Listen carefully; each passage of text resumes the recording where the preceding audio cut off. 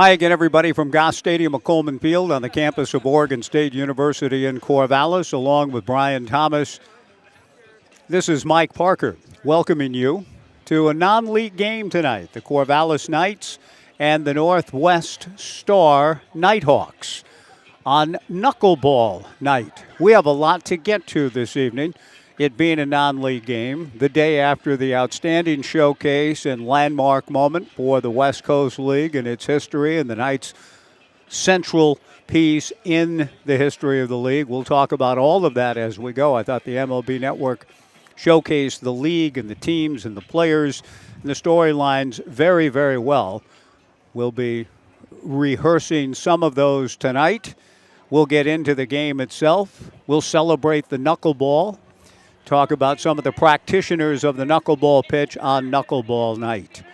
Coming up next, after a 60-second break, Garrett Dworshak, a 1-minute break, a conversation with Houston Wheeler, who was our Washington Park Advisors player of the game against the Springfield Drifters 2 nights ago. That conversation with Houston is coming up on this beautiful knuckleball night for baseball at Goss Stadium at Coleman Field. Houston Wheeler next on the Knights live stream and Joe Radio.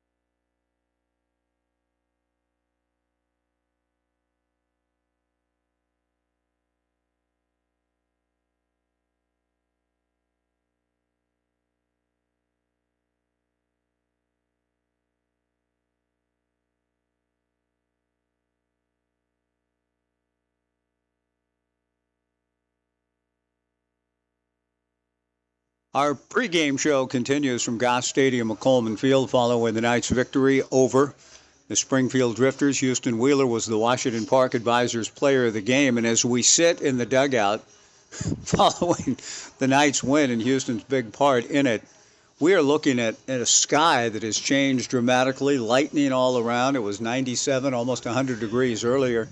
Houston, I don't know what weather's like in the area where you grew up in Phoenix, per se. I know it's hot, especially this time of year. But what do you make, before we even get to the game and your time with the Knights, what do you make of the skies and the conditions right now? Man, it's beautiful. Coming from almost 100 earlier in the day and just being brutal all game, preparing for that, being hydrated, and then the temperature just drops dramatically. It feels really good just to have some breeze and the clouds over us. So it was no sweat when you were running, and it was really great weather today.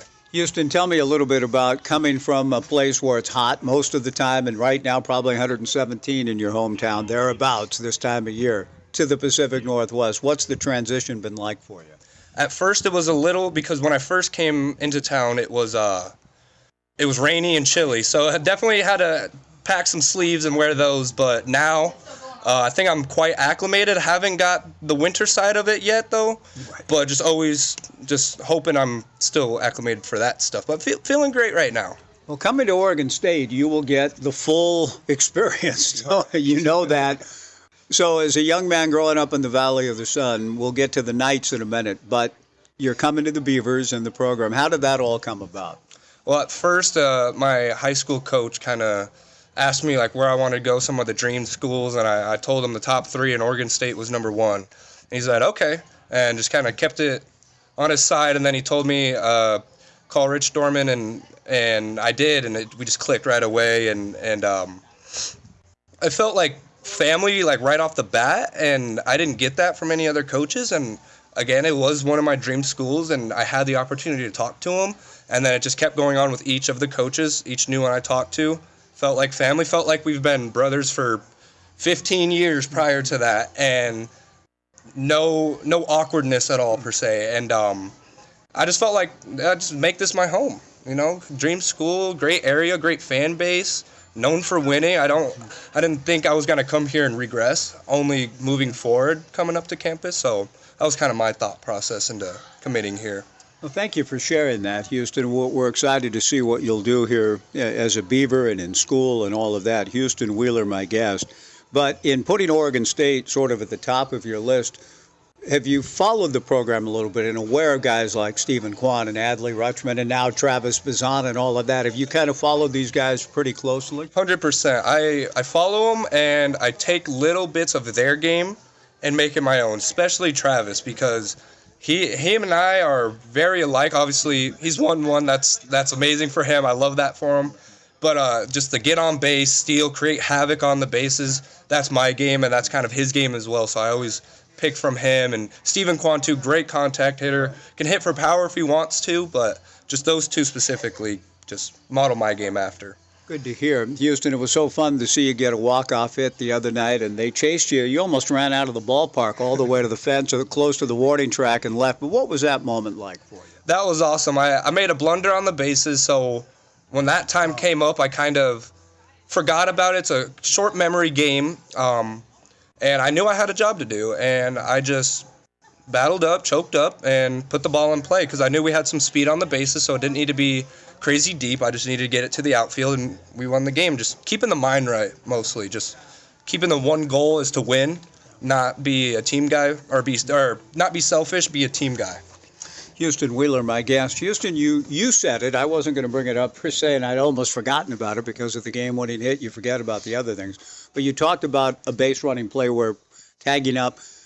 You've done that a million times probably in your life. So when things happen occasionally, what kind of did go through your mind in that moment? I think the game just moved a little bit faster than I wanted it to. I tried to create something that wasn't going to happen, and I just had to take a step back because I heard it from everybody, and I can't get mad because once I get mad, I lose. So just being calm and taking a deep breath and then just still going about my business the very next inning. That's why I touch the bag every time I go in and out. It's kind of a hard reset. Reset, come swing, reset, go play defense. So just kind of keeping the mind right. Interesting. Baseball's a hard game, isn't it? I mean, it can humble you quickly. You can have a big moment one time, and the next moment you're like, oh my gosh, what just happened? Has that been your experience with the game, that you never quite know what it's going to do to you in a sense? Correct. Especially up here, making that transition from high school ball to the collegiate setting, did get overwhelmed at first, and then I realized that, and just talked to myself, I'm not here for no reason. I'm here because I'm a beast and I'm a dog and I dominate every competition. I don't give up. I step up to the competition. I don't go down. So that's just continuing to tell myself that just kind of helps me push through that threshold. Good for you. And the last thing is we hear thunder rolling in now. Thunder and lightning coming our way, so we'll make this the last thing. Your experience here with the Knights so far, you came up here, you're going to be part of the Oregon State program, but this transition period and being part of this team and this organization, what's it been like so far?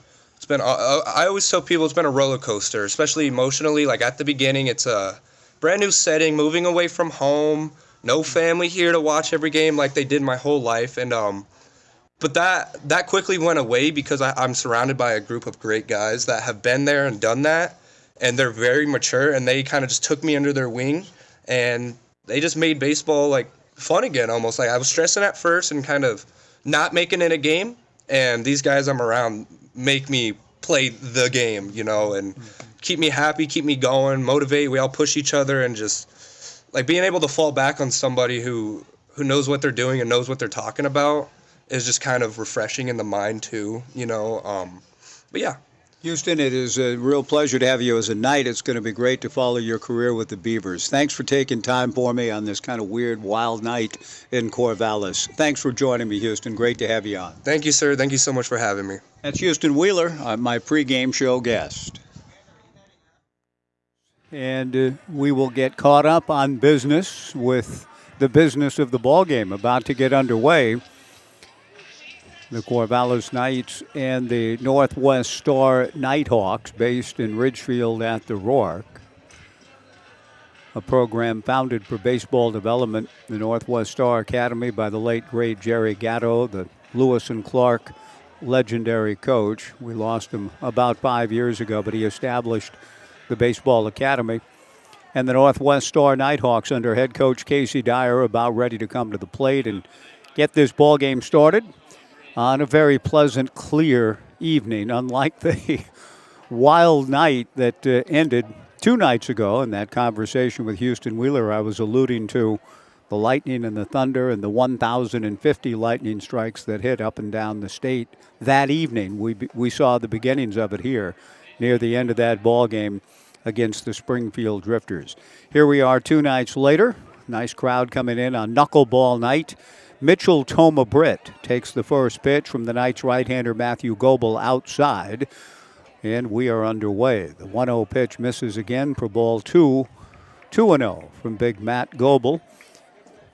Getting ready for his sophomore campaign at UCLA. Big kid, 6'5", 220 from Lodi. The 2-0 pitch, that misses for ball 3. 3 balls and no strikes. Ed Smith, the home plate arbiter this evening. Andrew Starr on the bases. Mitchell Toma Britt leading things off for the Nighthawks, has a 3-0 count and takes ball 4. A 4-pitch walk to Toma Britt to open the ball game. Mitchell Toma Britt out of Antelope Valley College is aboard, and the batter will be Jackson Bowie, the center fielder. Jackson out of Linfield, playing for the great Dan Spencer there.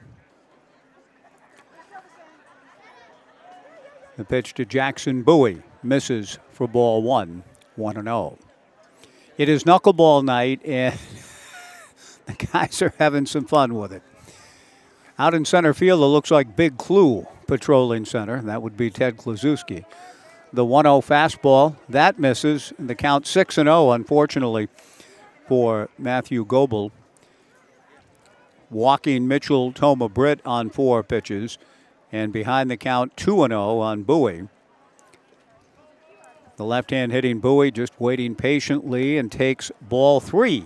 3-0. Fans coming in, including a big group from Wild Yeast Bakery, downtown Corvallis, across from the dog park.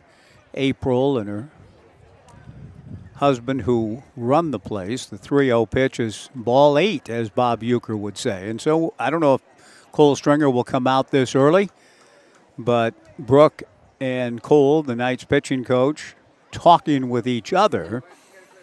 It'll be Cole Snido, the catcher for the Knights tonight, who will head out for a conversation with Matthew Goebel, who has come out of the bullpen and into live action and has not yet thrown a strike. 2 batters up, 4 pitch walks to each.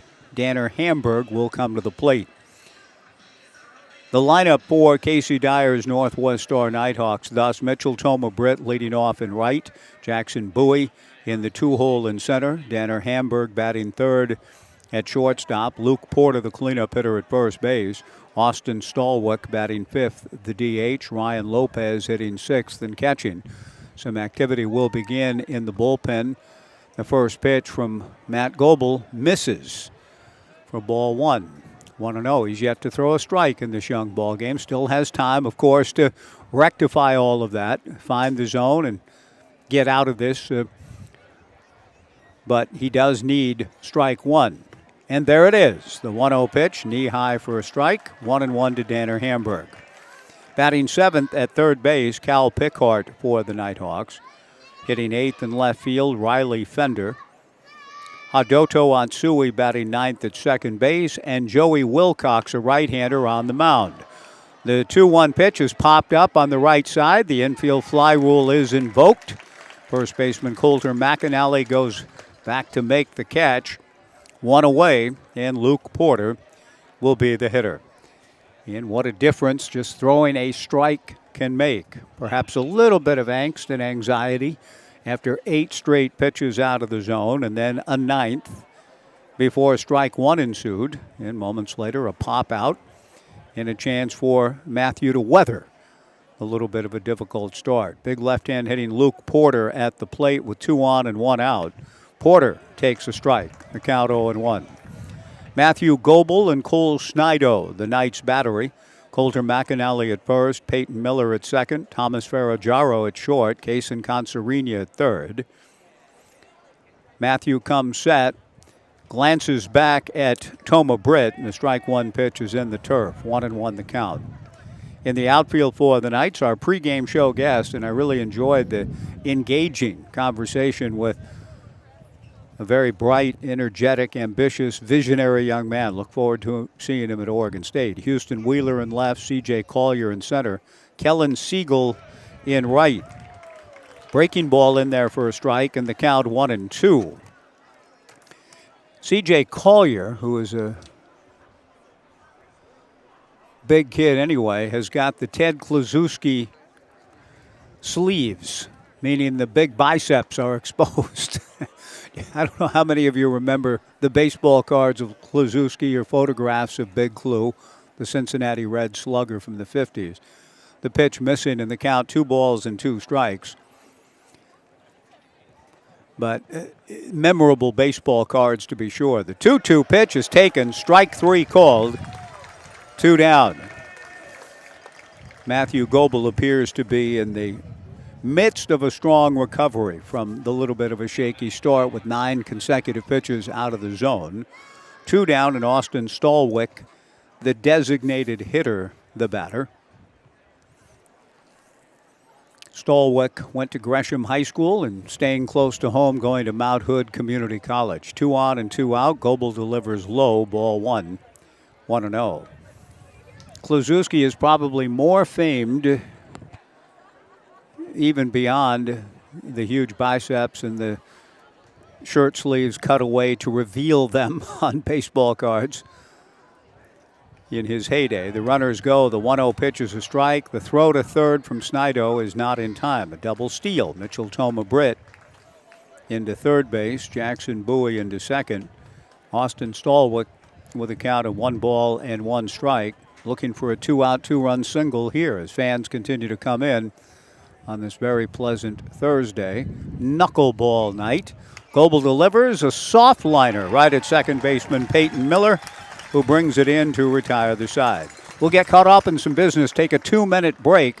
The Northwest Star Nighthawks leave 2, back in 2 on the Knights live stream and Joe Radio.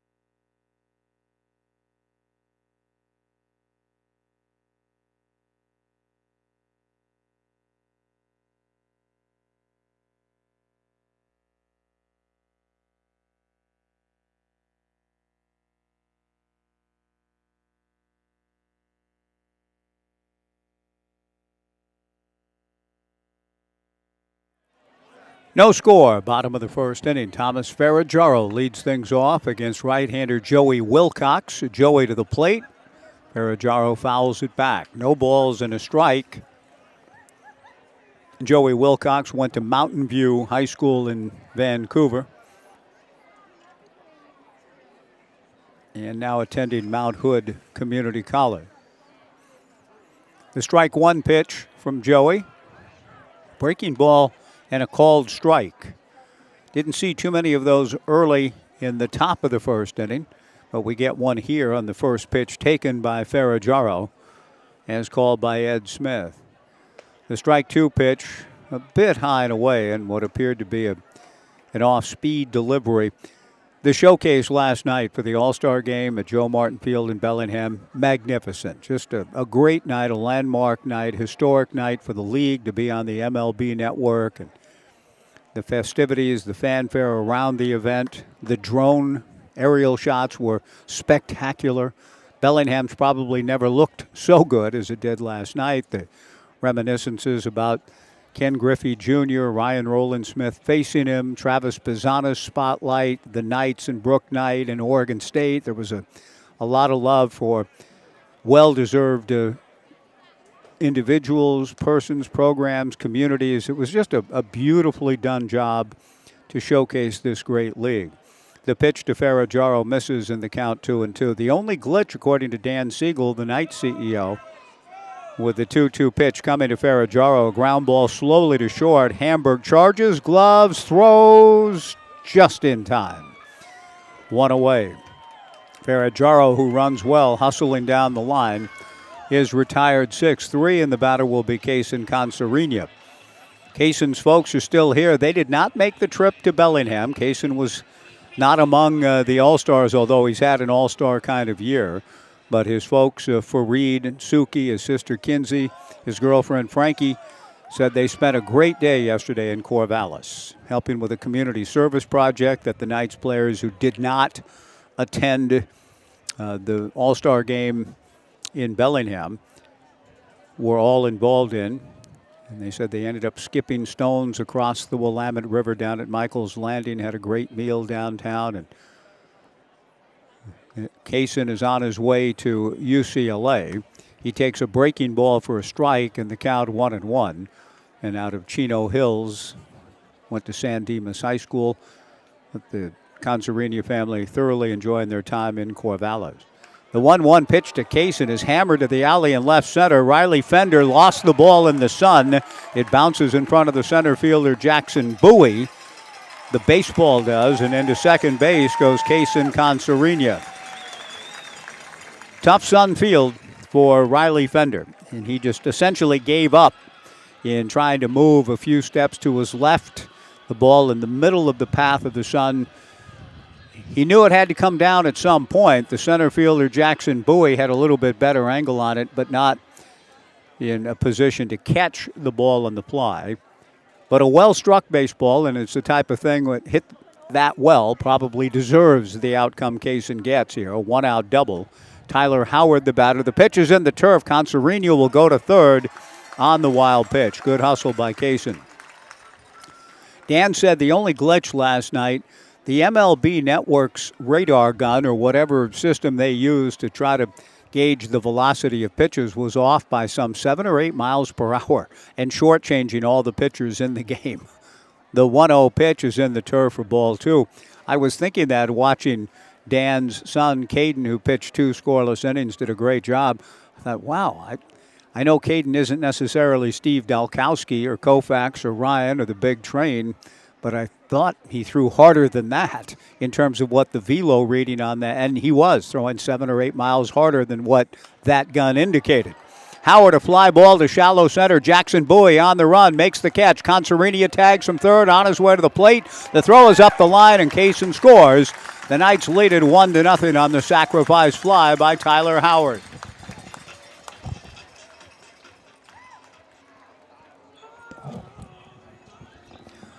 Kaysen picking up the 90 feet on the wild pitch with his good secondary lead proves important here, and that he's able to score on the fly ball to medium depth center off the bat of Tyler Howard. 2 down.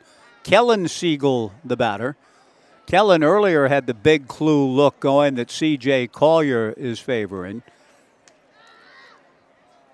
but he has his sleeves rolled back down. Collier still has the big biceps exposed, a la Clue.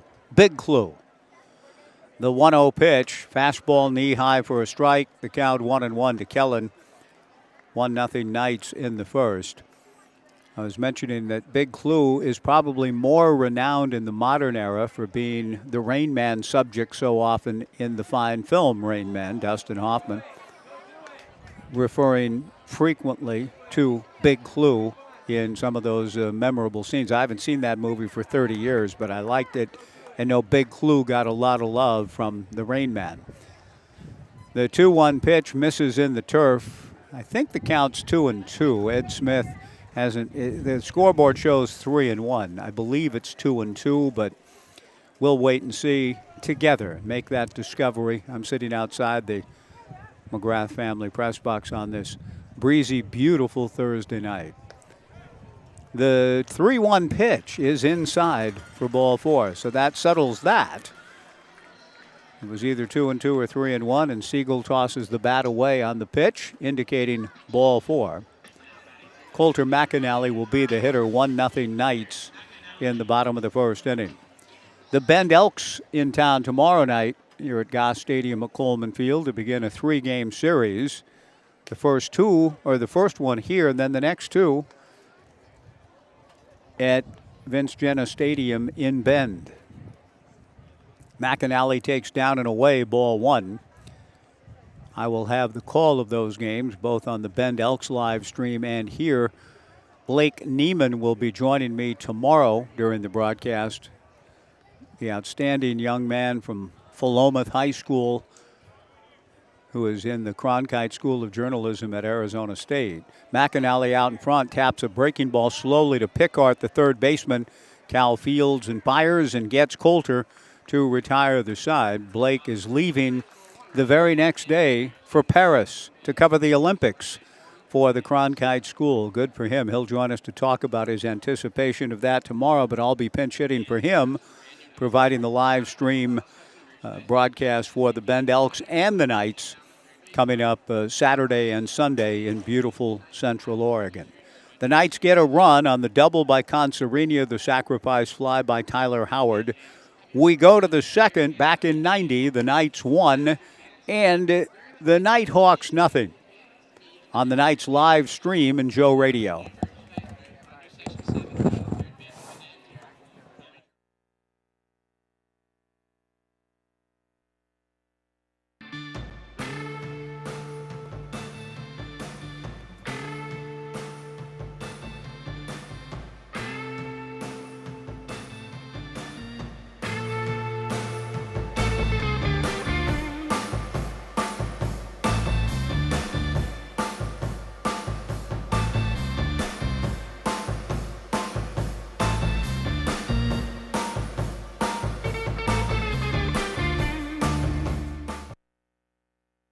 At Eugene Airport, we want to say thank you. Thank you to our community for choosing us to connect you to many destinations, other cultures, your families, and friends. Thank you to our dedicated and professional staff for ensuring the airport experience is excellent.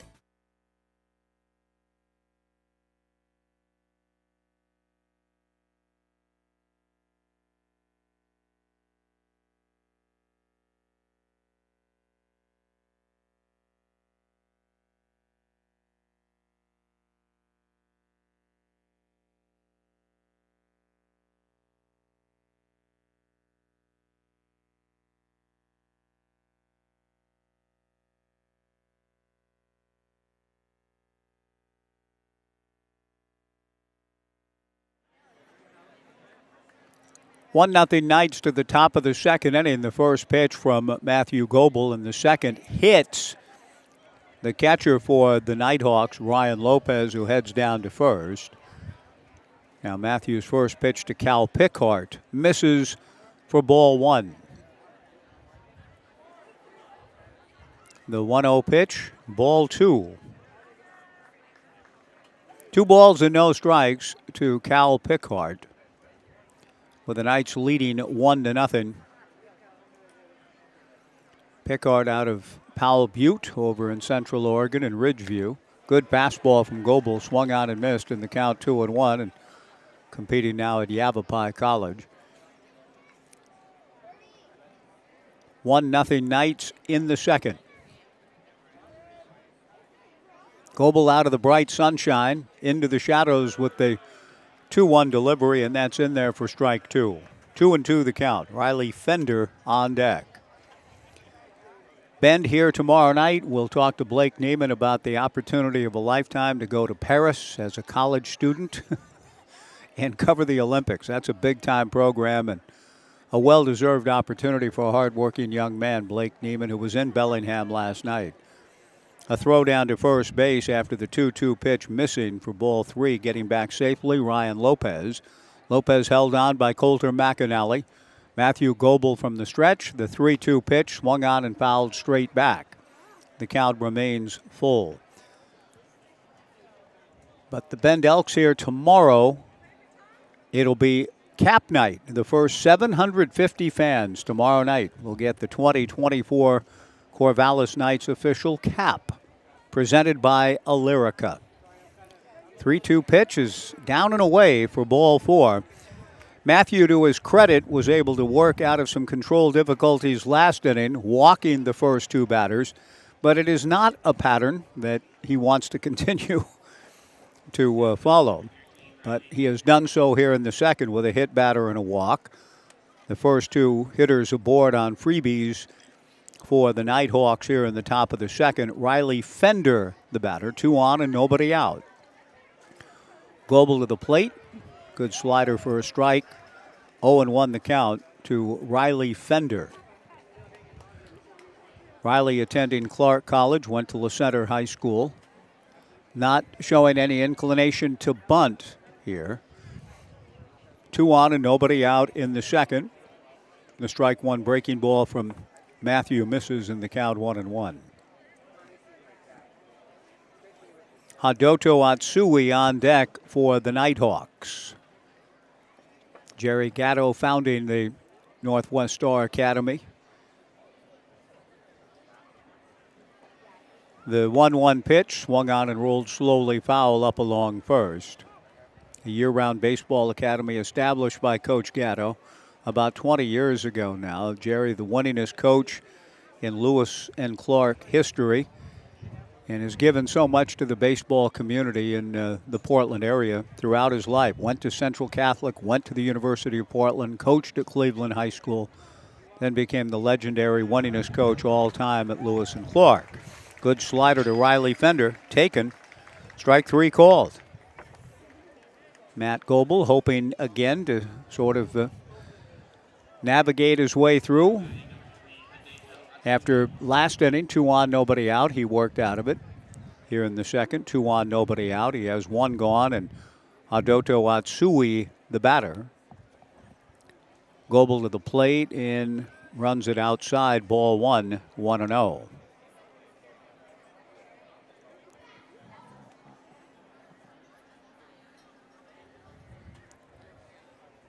Atsui also attending Clark Community College in Vancouver.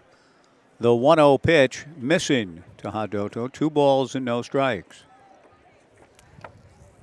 Ryan Lopez at second, Cal Pickard at first. 1-0 Knights in the top of the second inning. Make sure to get here early tomorrow. Make sure you don't miss out on the cap giveaway. The first 750. It's a goodly number of caps to be given out as you make your way through the gates at Goss Stadium at Coleman Field. The 2-0 pitch is in there for a strike, and the count 2-1. Goebel back to the plate and misses. Low. Ball 3, 3-1. Pretty good zone discipline being showed by these Northwest Star Nighthawk hitters. They've coaxed 3 walks, and they are a ball away from another one. The 3-1 pitch is a wild one to the backstop on ball 4. The ball comes straight back to catcher Cole Snido. The bases are loaded with 1 out on ball 4 for the 4th time. It is knuckleball night. And as I mentioned in our pregame show. Along the way tonight, we'll celebrate the knuckleball. Brooke Knight is of a mind, I think, to just kind of want to celebrate something a little bit more prosaic, and namely the pitch known as a strike. It's been a bit elusive from Matt Goebel, and Brooke is on his way to the mound right now, and whether he's going to make a change this early or just have a talking to with Matthew, he usually dispatches Cole Stringer for that purpose. We'll see if he's coming out to make a change here just to try to help Matt get back on track. He hasn't signaled to the bullpen yet. The entire infield has come, and Brooke doesn't make visits like this very often, but in this case he decided it would behoove him as the head coach. The 10-time West Coast League champion, as was celebrated last night. He heads out for a visit. In tribute to the late, great Bulldog, Jim Bouton, whose Ball 4 was subtitled, it's Ball 4, My Life and Hard Times Throwing the Knuckleball in the Big Leagues. Ball 4, published in 1970. I'll have an excerpt from the book itself as we go tonight. The pitch on the way to the leadoff hitter, Mitchell Toma Britt, who walked on 4 pitches last inning, is high. Ball 1. Bases loaded, 1 out. 1-0 Knights in the second in this non-league affair. The infield at double play depth. The breaking ball goes behind Mitchell Toma Britt, and holding at third base, Ryan Lopez. The count goes to 2 balls and no strikes, and it feels like right here is the pitch of decision for Matthew Goebel. He needs a strike. If he doesn't get it, it's not ball 4 yet, but the odds will certainly be against him in trying to get out of this inning unscathed. Bases loaded, 1 out. Big pitch here for Matt. The right-hander comes set. The 2-0 pitch. Ball 3. You know, Matthew trying to work his way through control difficulties tonight. And the Northwest Star Nighthawks to be credited for waiting him out. The 3-0 pitch on the way is ball 4 to force in a run and tie the game. Tough. Matt Goebel issuing the bases loaded walk. Ryan Lopez comes down the line to score. The bases remain loaded. Jackson Bowie, the batter. Brooke has made no secondary move out of the dugout. If he does, that means a change of pitchers. He stays put, hoping that Matthew can find his way through. Jackson Bowie walked last inning. He takes ball 1, 1-0. Last inning during those early control difficulties, Brooke did dispatch a couple of guys down to the bullpen. 1 ball and no strikes with the bases full and 1 out. The 1-0 pitch way outside, and that's going to do it. Brooke Knight, certainly against his will. He wanted to give Matthew as much latitude as possible to try to find himself here tonight, but it's just not his night in terms of command and control. Whoever is coming in out of the bullpen will inherit a 2-0 count and the bases loaded in a 1-1 tie in the second. We look for better nights certainly ahead this summer for Matthew Goebel. Just did not have his control tonight. Jim Bouton on July 18th, taking a look at his diary entry for this date back in 1969. He was told on July 18th, Bouton, be ready, you're starting tomorrow. And his first start and his first ever start with the Seattle Pilots in 1969. And Bouton wrote, Sal Magley, the pitching coach, said, get your sleep tonight, Bouton. Driving home, Jim writes, I found myself doing a lot of worrying. Should I take a sleeping pill? Should I sleep later, get up early, and take a nap later? What should I eat? What time? Then I thought, what am I worried about all this for? I've started a lot more important games, World Series games, pennant race games. Here I'm acting like a little kid. Foolishness. I'm just going to be normal. I'm going to go to sleep tonight and not even think about it. When I start the game, I'm going to pretend I'm in there out of the bullpen, and I'm just going to pitch a few innings in the way I do almost every day. Look at it this way, he concludes. In a couple of days, 2 men are going to land on the moon. How in the hell, right, he writes, can I be nervous about starting a little thing called a baseball game? Jim Bouton, July 18th, ball 4, my life in hard times, throwing the knuckleball in the major leagues. We'll take a 60-second break. Mason Goodson loosening up, back in 1 minute in a 1-1 tie on the Knights live stream and Joe Radio.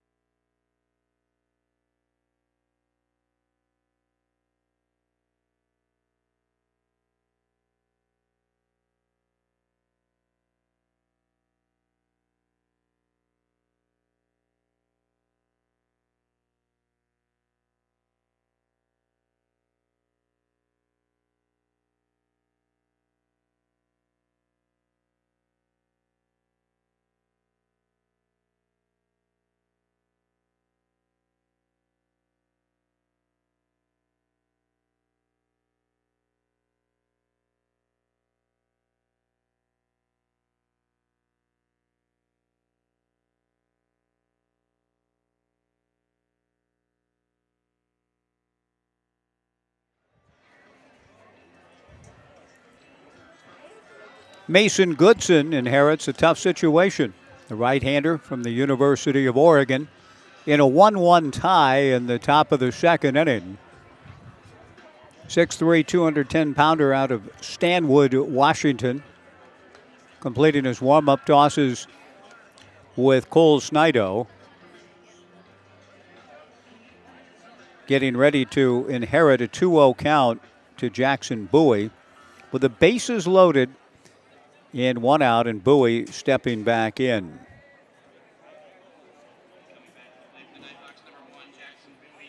Two balls and no strikes.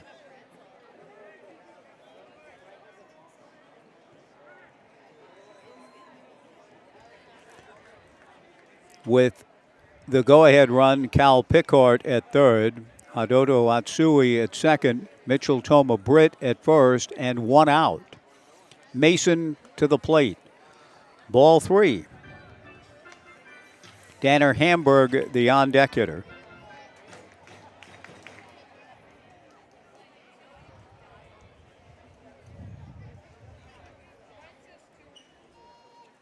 Goodson hoping to find the zone and avoid another ball 4 and forced in run, but he does deliver outside. And it is Jim Bouton's night, to be sure. Celebrating a book that is one of the, as David Halberstam himself said of it, as we see another ball 4 and coming down the line to score to give the Northwest Star Nighthawks the lead. Cal Pickart crossing the plate, 2-1 Nighthawks. Bases remain loaded. Danner Hamburg, the batter. Danner takes inside, ball 1, 1-0. David Halberstam, the late great, said of ball 4, quote, a book deep in the American vein. So deep, in fact, that it is by no means a sports book. It's an interesting take, and I don't disagree with it. It's a wonderful book. The 1-0 breaking ball outside, ball 2, 2-0. I suppose it's appropriate. We keep getting doses of Bouton and ball 4 tonight.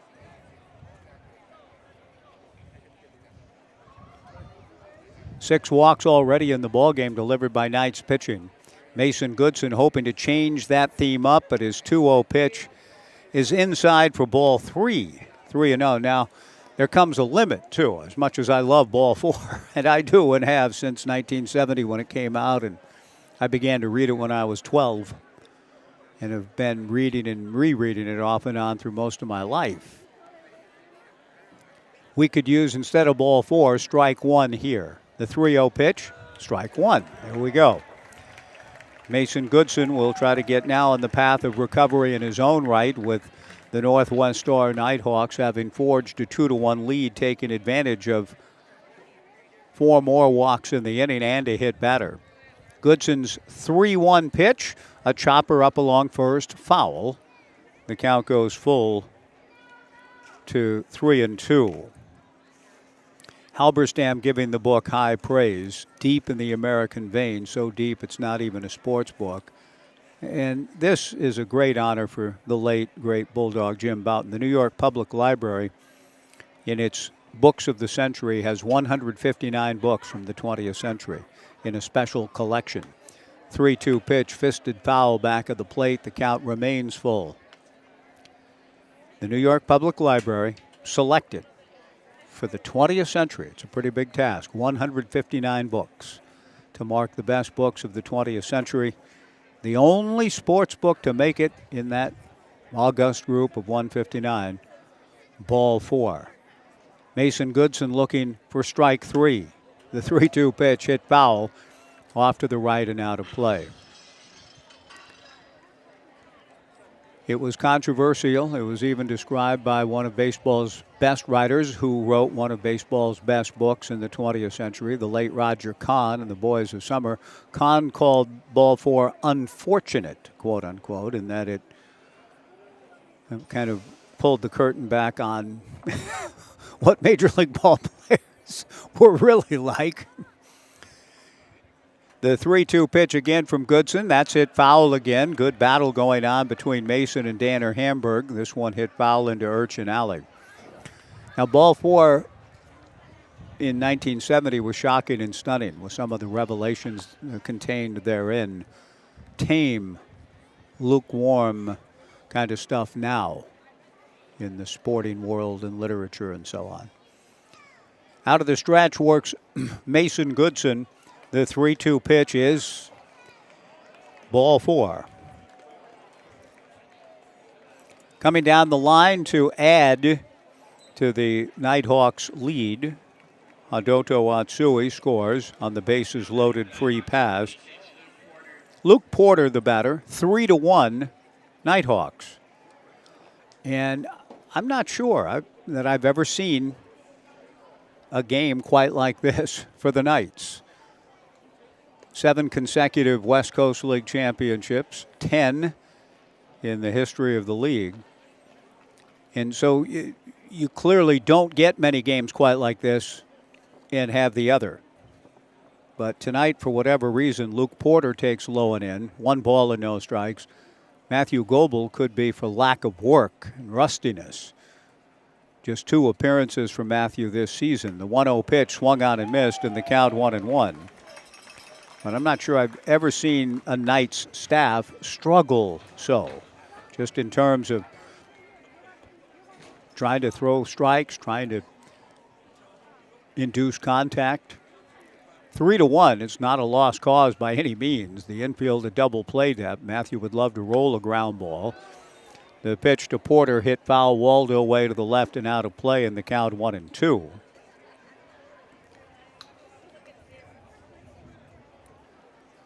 Seven walks issued in an inning and a third by Knights pitching.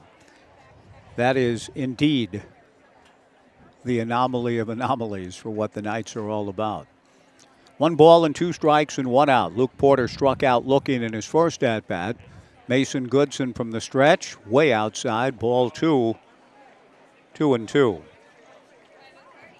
And we remind ourselves that this is indeed a non-league game. The Knights resume league action tomorrow night here at 6:35 on Cap Night against Bend. Mason Goodson from the stretch. And the 2-2 pitch hit foul off third. This is carrying toward the TNT Builders party deck. Landing in front of a guy walking down the stairs from the party deck. It landed a few feet in front of him. He kept his arms folded the entire way. Made no play on the ball. I don't think he had any idea a ball was coming his way. All is well. 2 balls and 2 strikes. Bases loaded, 1 out. 3 runs in the inning. The Nighthawks with a 3-1 lead and do not have a hit.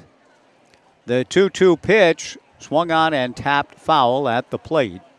The count remains 2-2 to Luke Porter. Luke went to the IMG Academy in Paradise Valley, Arizona. and is playing his collegiate baseball for Coach Spencer at Linfield. Bases loaded, 1 out. 3-1 Northwest Star Nighthawks. The 1-2 fastball, foul back. Good work being done by these Nighthawks hitters. Waiting out both Goebel and Goodson, and spoiling would-be out pitches. Porter awaits with the sacks full. The 2-2 pitch is swung on and missed for strike 3. 2 down. Big out for Mason Goodson. Austin Stolwick, who lined out last inning, comes to the plate.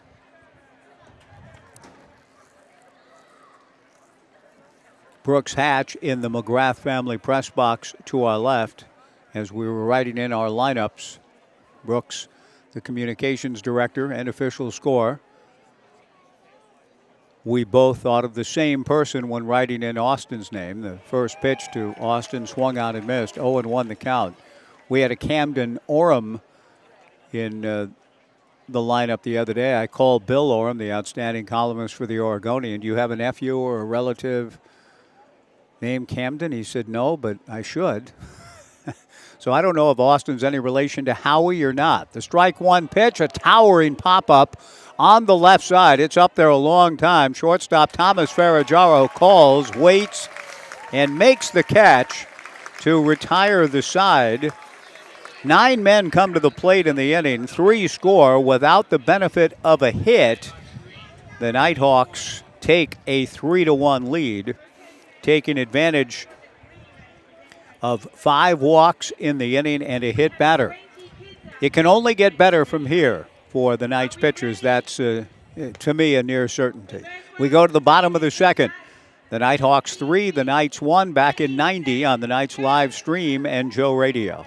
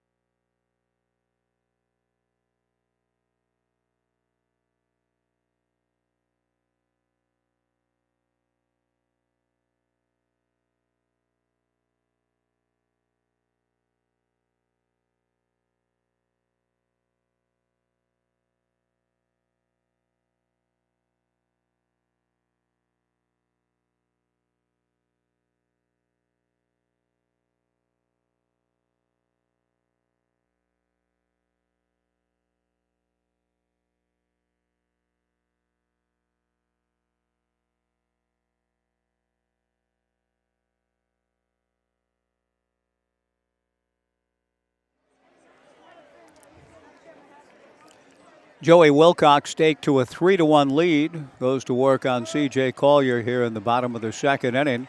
Delivers a breaking ball. C.J. with those Kluszewski-like biceps exposed. A check swing foul below the Omaha room to the right. No balls and 1 strike to C.J. Cole Snido on deck with Peyton Miller to follow. The strike 1 pitch swung on and missed. 0-2 the count. 7 walks issued by Knights pitching through the first 2 frames. And the Nighthawks have taken advantage with a 3-1 lead with a lot of ball game left. Bright sunshine out in left field. Riley Fender shading it with his glove. Wilcox delivers, and the strike 2 pitch is swung on and missed. Strike 3. 1 away. Cole Snido will come to the plate. For the Nighthawks defensively, a battery of Joey Wilcox and Ryan Lopez. Luke Porter at first, Tadedo Atsui at second, Danner Hamburg at shortstop, Cal Pickard at third, In the outfield, Riley Fender, who lost a ball in the sun last inning, in left. Jackson Bowie in center. Mitchell Toma Britt in right. Cole Snido looks at a breaking ball. Strike. 0-1 the count to the Knights catcher. 3-1 Nighthawks. Bottom of the second inning. Bend here tomorrow. The Knights will be at Vince Guinness Stadium in Bend Saturday and Sunday. Hot over there again, mid to upper 90s from what I've gathered. It's cooled off pleasantly here in the Mid-Valley. The pitch to Snido misses inside. 1 ball, 1 strike, 1 out. Joey Wilcox from the stretch, the lanky right-hander to the plate. Fastball high, ball 2, 2-1. Great to see the Wild Yeast Bakery staff right here in front of me. April come she will with her husband Craig, and Josh is here. The pitch on the way, rolled slowly foul. A number of the staff making a night of it from Wild Yeast downtown. Cole Snido with a 2-ball, 2-strike count and 1 away in the bottom of the second. To my left, Ken York is here tonight. Yesterday, he and his wife Lucy, they live in Philomath. Ken York and his wife Lucy celebrated their 62nd wedding anniversary. Congratulations to Ken and to Lucy. The 2-2 pitch lifted foul down the right field line, heading towards Casey corner. The count remains 2 balls and 2 strikes. Ken York and Bill Clark sit together virtually every game, just below Brooks Hatch's vantage point, just below the McGrath family press box. But Ken York and Lucy, 62 years celebrated, not yesterday, but 2 days ago, and he missed the game. The pitch to Snido hit foul down the left field line. They had been, Ken and Bill, sitting by one another for every game. So I said to Bill, "Where's your friend tonight?" "Yeah, he's not here," and he didn't tell me why. Ken York had a good excuse. His wife, on their 62nd anniversary, wanted to do a little something different than come to the Knights game. But it's good to see him back here tonight. The 2-2 pitch missing for ball 3, 3-2. The Knights trailing 3-1 in the bottom of the second before another good crowd. A tremendous crowd last night in Bellingham. Those drone shots were spectacular, were they not?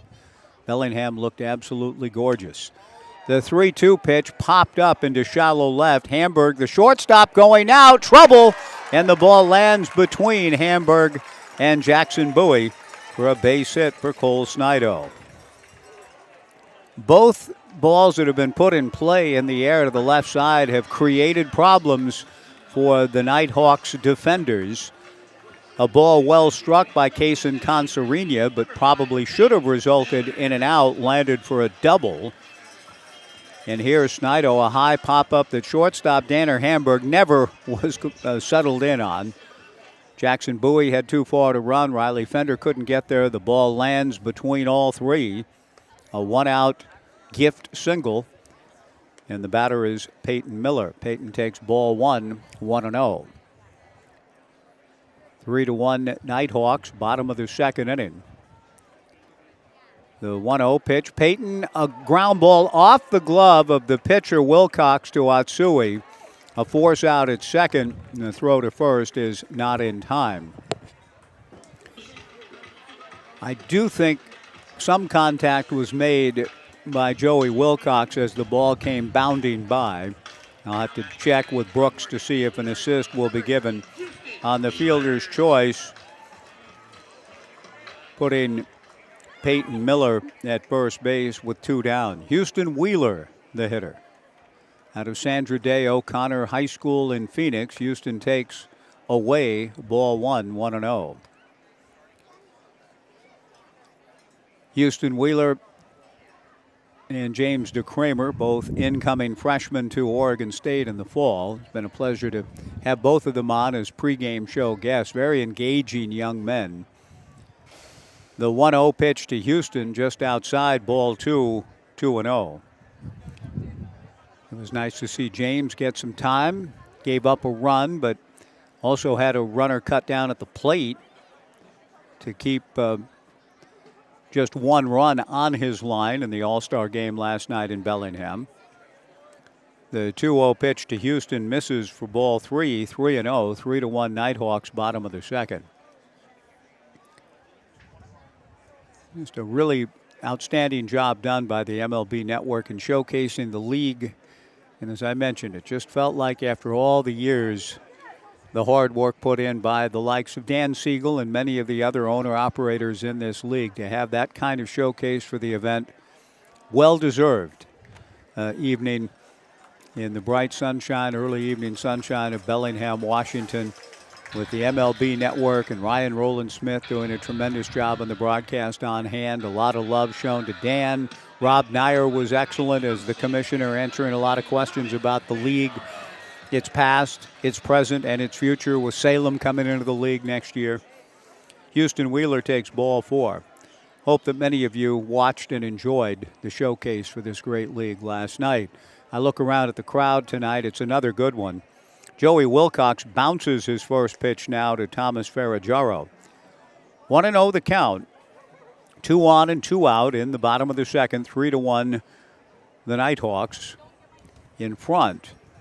Ferraggiaro grounded to short in the first. Wilcox from the stretch. Joey comes back with a 1-0 pitch outside for ball 2, 2-0. Think about the steady growth of the fan base for the Knights. Tonight is a very good crowd, but those early years in 07, it took a while. Fans' appetite for baseball whetted by the back-to-back national championships for Oregon State baseball coming into that first summer in 07 for the Knights. But I remember the days early in that summer, 300 to 400 people, 500, but steadily the team took root in the community, and this is another very good crowd. The 2-1 pitch off the mid of the catcher, Ryan Lopez, very high for ball 3, 3-1. On the play, Peyton Miller into third base, Houston Wheeler to second, 3-1 the count to Ferraggiaro. Thomas with a base hit could pull the Knights even here in the bottom of the second inning. And a leisurely paced affair at Goss Stadium at Coleman Field under the lights, breezes blowing out to left. Ferraggiaro takes low and inside for ball 4. We have now seen 9 walks in this baseball game. We're only in the second. Casey Dyer is on his way out for a chat. I don't think he's on his way out to make a move. But the Knights with the bases loaded and 2 down, trying to come back in their own right, get this ball game even with Kaysen Concerina, the scheduled hitter.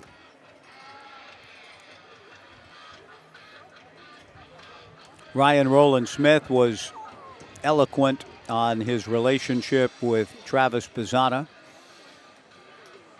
I thought the MLB Network graphics were very good about some of the alumni that have come through. And I think I did not get to see the end of the Major League Baseball All-Star game on Tuesday, but was the MVP of that game a West Coast League alum, Duran? I don't know enough about his exploits in that game, but I thought, just as I'm thinking, Duran, West Coast League? Maybe. And that's heady stuff, too.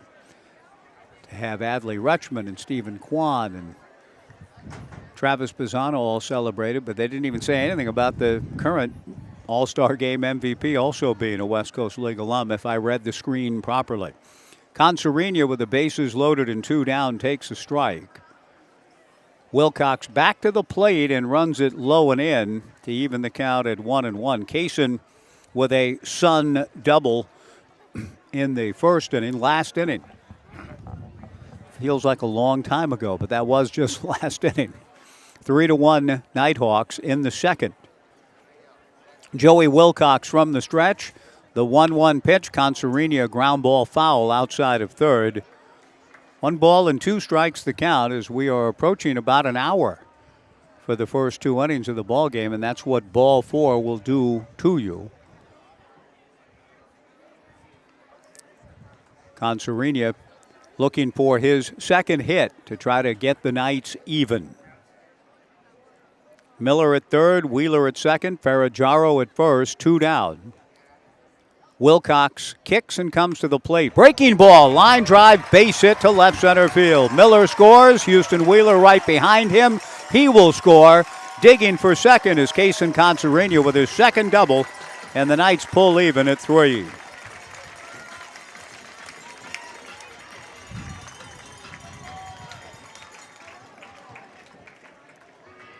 Thomas Ferraggiaro scooting to third on the play. And that'll bring to the plate Tyler Howard. A 3-3 tie. Concerina 2 for 2 with a pair of doubles, much to the delight of his family, which will be heading back to Southern California tomorrow. Good to see the Oregon State football director of Beyond Football, the great kicker Alexis Cerna, in the ballpark tonight with his family, situated to my right just a few steps from here.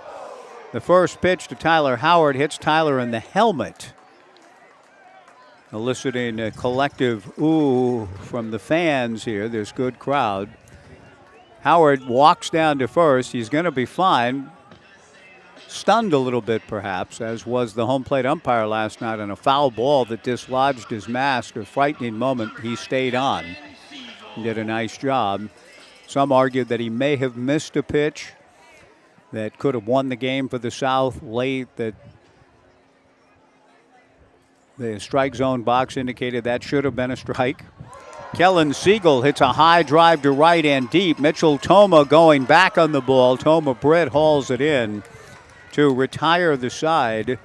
The Knights leave the bases loaded. Good contact for Kellen, but a long out. The Knights do get 2 on a 2-run double by Kaysen Concerina to get this ball game even through 2 rather long innings. It's the Nighthawks 3 and the Knights 3 back in 90 on the Knights live stream and Joe Radio.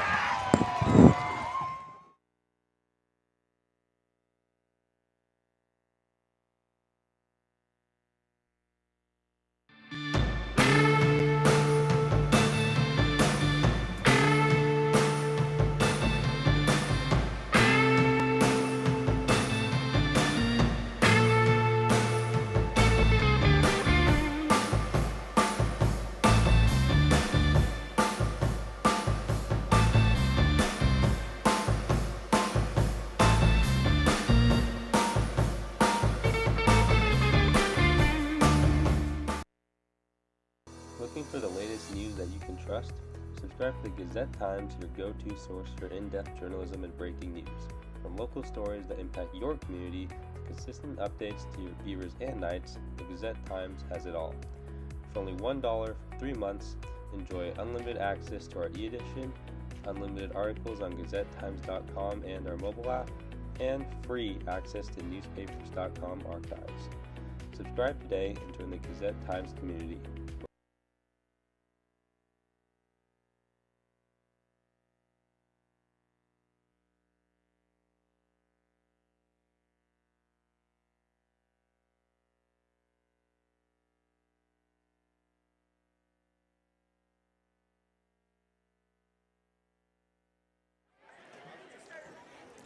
Seventeen batters came to the plate in the second inning for the two teams combined. We'll see if Mason Goodson can help kind of change the tone, the feel, the rhythm of the game.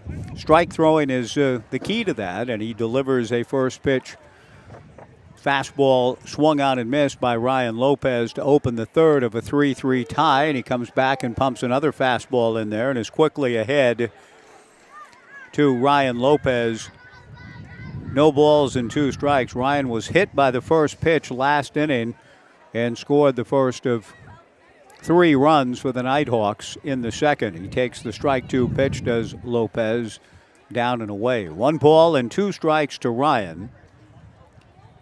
A 3-3 tie in the third before a very good crowd on this knuckleball night at Goss Stadium at Coleman Field. Goodson works from the stretch with nobody on. The 1-2 fastball in there. Strike 3 called. And that just has a different kind of feel already. A first pitch strikeout in the first 2 innings. The Nighthawks began with a walk and a hit batter. A good start to the third. Cal Pickard, who walked and scored last inning, steps in. Mason Goodson hoping to maintain the rhythm that he just showed in the sequence to Lopez. Misses down and away, ball 1, 1-0. Back to league action tomorrow night on Cap Night. 6:35 here at Goss Stadium at Coleman Field. The Bend Elks in town. Goodson's 1-0 pitch misses for ball 2, 2-0.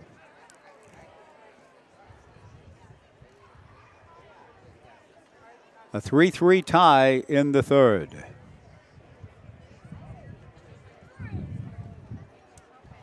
Goodson back to the plate. The 2-0 pitch misses for ball 3. 3 balls and no strikes.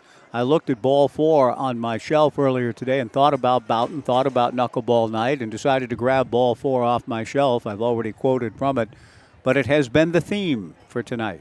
The 3-0 pitch is ball 4. Cal Pickard trots down to first base. That's the 8th walk received by the Northwest Star Nighthawks. And Riley Fender, who struck out looking last inning, comes to the plate.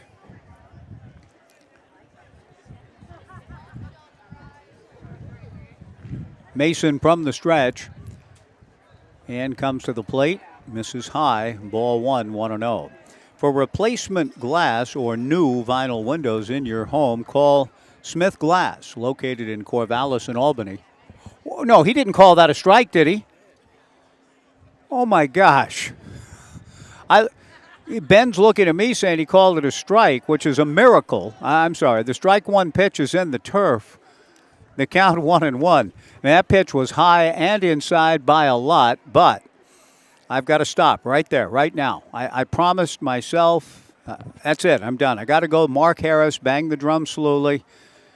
From here on in, I rag nobody, the famous line by Henry Wiggin, Mark Harris, bang the drum slowly. I've got to start to live that life. So the count is 1-1. Goodson delivers low, ball 2, 2-1.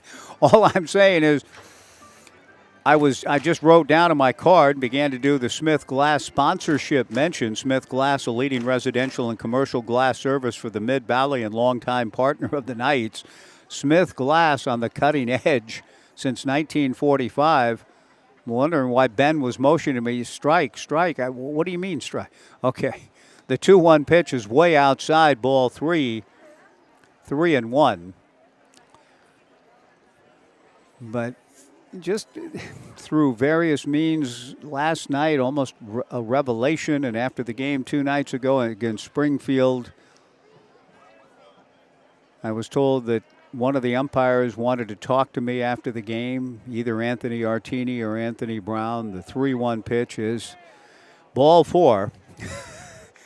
I'm almost getting tired of Boughton's book by now. I've been enjoying it since 1970, but I've almost had enough, and I'm sure Mason has too. Nobody is trying to do this. It's just it was a tough night for his predecessor, Matthew Goebel, in terms of trying to command the zone, and so far, Mason Goodson having difficulties too. Back-to-back walks. 9 walks issued in the game, and Goodson's first pitch to Haruto Atsui, who walked and scored last inning, is ball 1, 1-0. I've not ever seen it quite like this. And this is the proud organization, the Knights, the best team in the league again this year, 7 straight championships. So they don't have many nights like this, obviously. The 1-0 pitch missing for ball 2, 2-0. And it's just sort of hard to figure. Mason still has a chance in this 3-3 tie to get a ground ball here and get out of it. But he needs a strike with 2 on and 1 out. The 2-0 pitch. A chopper towards third. Concerina charges, gloves, has only 1 play. and he gets his man at first. 2 down on the play. Pickard into third, Fender to second. Mitchell Toma Britt, who has been up twice and walked twice, will come to the plate.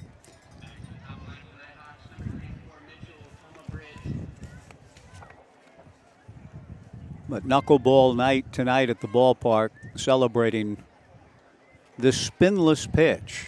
In this era of fascination with spin rate, the knuckleball is the sort of the antithesis to spin. And not too many people, in fact, I don't think there's anyone in the big leagues throwing the floater now. The first pitch in there for a strike to Mitchell Toma Britt. 0-1 the count. Runners at second and third. A 3-3 tie in the third. Strike one pitch missing in the count 1-1. But I tried to sit down earlier today just and think of knuckleball practitioners I have seen and known. It didn't take long. There's not that many in the history of the game. A 3-3 tie in the third. Mason Goodson back to the plate. Good breaking ball. Swung out and missed. The count 1-2. But before getting to knucklers I have known, just a final thought about it. The job is too difficult. Artini, Brown, Smith tonight, Andrew Starr. It's too difficult of a job. They don't deserve the type of treatment that I have been wont to give over the years. So I made a bit of a vow, almost like a Margie's at the Lincoln Park Inn kind of vow, Tom T. Hall song. I made a vow that I wouldn't anymore. Well, no more. From, as the famous line from Henry Wiggin, from here on in, I get on nobody. The 2-2 pitch from Mason Goodson. Fastball taken, strike three called. And with that new leaf turned, a great call by home plate umpire Ed Smith. But I was too tough on Artini and Brown against Springfield and all year, and I hope to repent and do better as time goes by. From here on in, Henry Wiggin, thank you for that. I'll do my best. Good job by Mason Goodson. He kind of began with good control, lost it, rediscovered it, and gets out of the inning with a 0 on the board. We go to the bottom of the third. A new pitcher coming in out of the bullpen for the Nighthawks. The Nighthawks 3, the Knights 3 to the bottom of the third. Back in 2 on the Knights live stream. Back in 2 minutes on Joe Radio.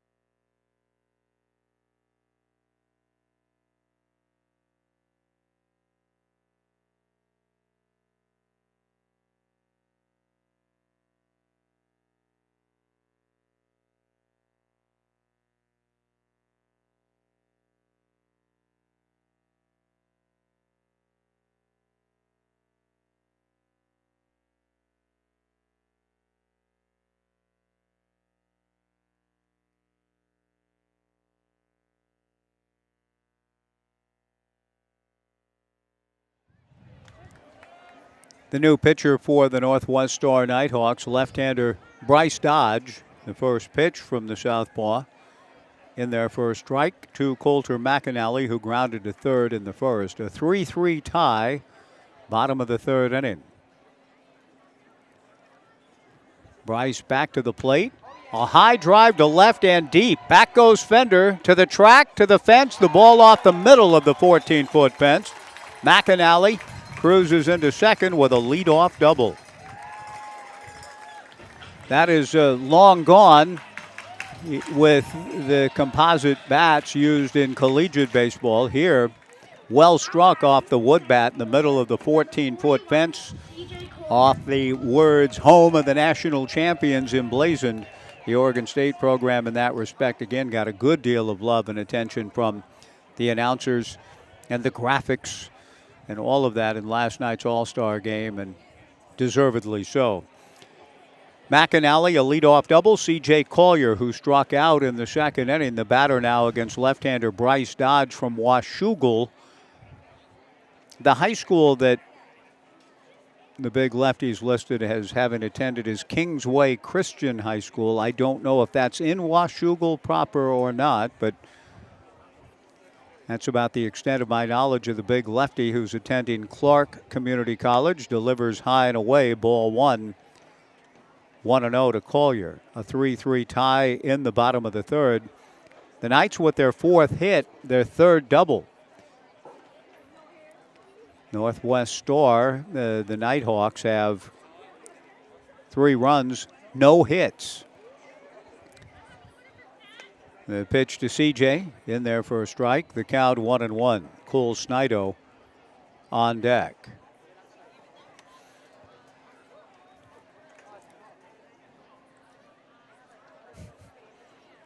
Time is called by the base umpire, Andrew Starr. There's an open gate to the bullpen in left field. Yeah, the left fielder, Riley Fender, went over to close it. Somebody from the bullpen crew will shut it, something that Bryce Dodge, coming in from out of the pen, forgot to do.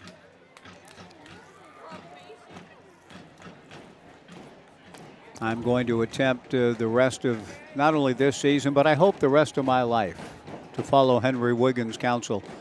Let these umpires, the officials in football and basketball, etc., do their job without the unnecessary commentary.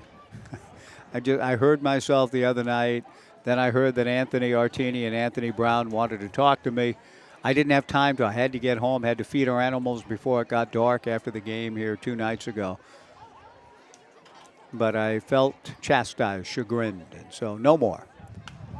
The pitch to Collier hit high and deep down the left field line, hooking in the corner, foul underneath the TNT Builders party deck. 2 balls and 2 strikes the count. I feel as though I'm going to have to engage in the behavior of Tom Hanks in A League of Their Own, when was told to kind of tone down some of the comments to the players. And he, now come here, I need you to... Or General Patton in Patton, when he said, no more, I'm not, I'll never get mad again. Won't slap anybody again. Won't make any bad comments again. And then something happened and he starts to, and he bites his tongue. Those memorable scenes in those 2 excellent motion pictures. The 2-2 pitch to Collier, swung on and missed, strike 3. 1 away. Both are such great actors. Hanks as the Jimmy Fox type character in A League of Their Own, and George C. Scott in his greatest performance among many in his life, but as General Patton, when he catches himself starting to go off again, when he had promised Ike that he wouldn't, nothing, no more. I'll be good from now on. Don't take me out of the fight, as Ike was considering doing after a number of things that Patton was a little outside the realm of propriety on. A ground ball to third. Cal Pickard fields cleanly and throws across to get Cole Snido, who had singled on a blooper in the sun last inning, grounds out here. Holding at second base, Coulter McAnally, and Peyton Miller, the batter.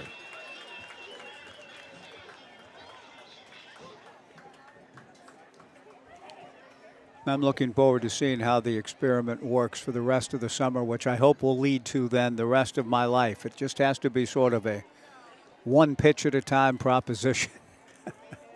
McAnally, the go-ahead run at second. Ball cued slowly to the right of the mound, fielded by Bryce Dodge. Shovels to Luke Porter at first for the out. Good work by the lefty. Gave up a double that nearly left the yard to open the inning, but Coulter McAnally is left stranded at second. We are through 3.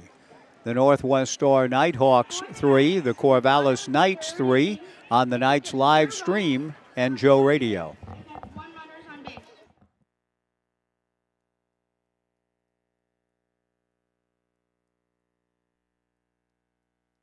We want to say thank you. Thank you to our community for choosing us to connect you to many destinations, other cultures, your families, and friends. Thank you to our dedicated and professional staff for ensuring the airport experience is excellent. And thank you to local residents and businesses for making us who we are. We are proud to serve you, our region, and beyond. Together, we continue to grow and thrive. Thank you for flying local and for flying EUG. News that you can trust. Subscribe to the Gazette Times, your go-to source for in-depth journalism and breaking news.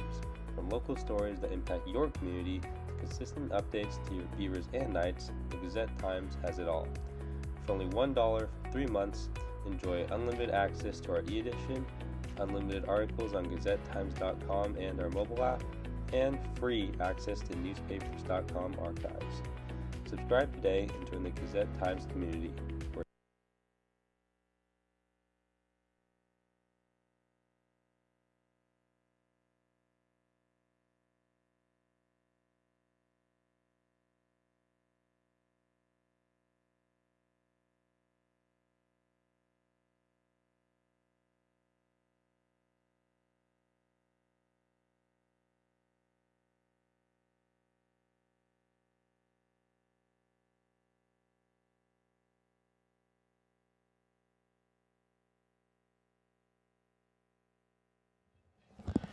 Where are we? It was going to be a 90. Are we done? Okay, go ahead and bring me back.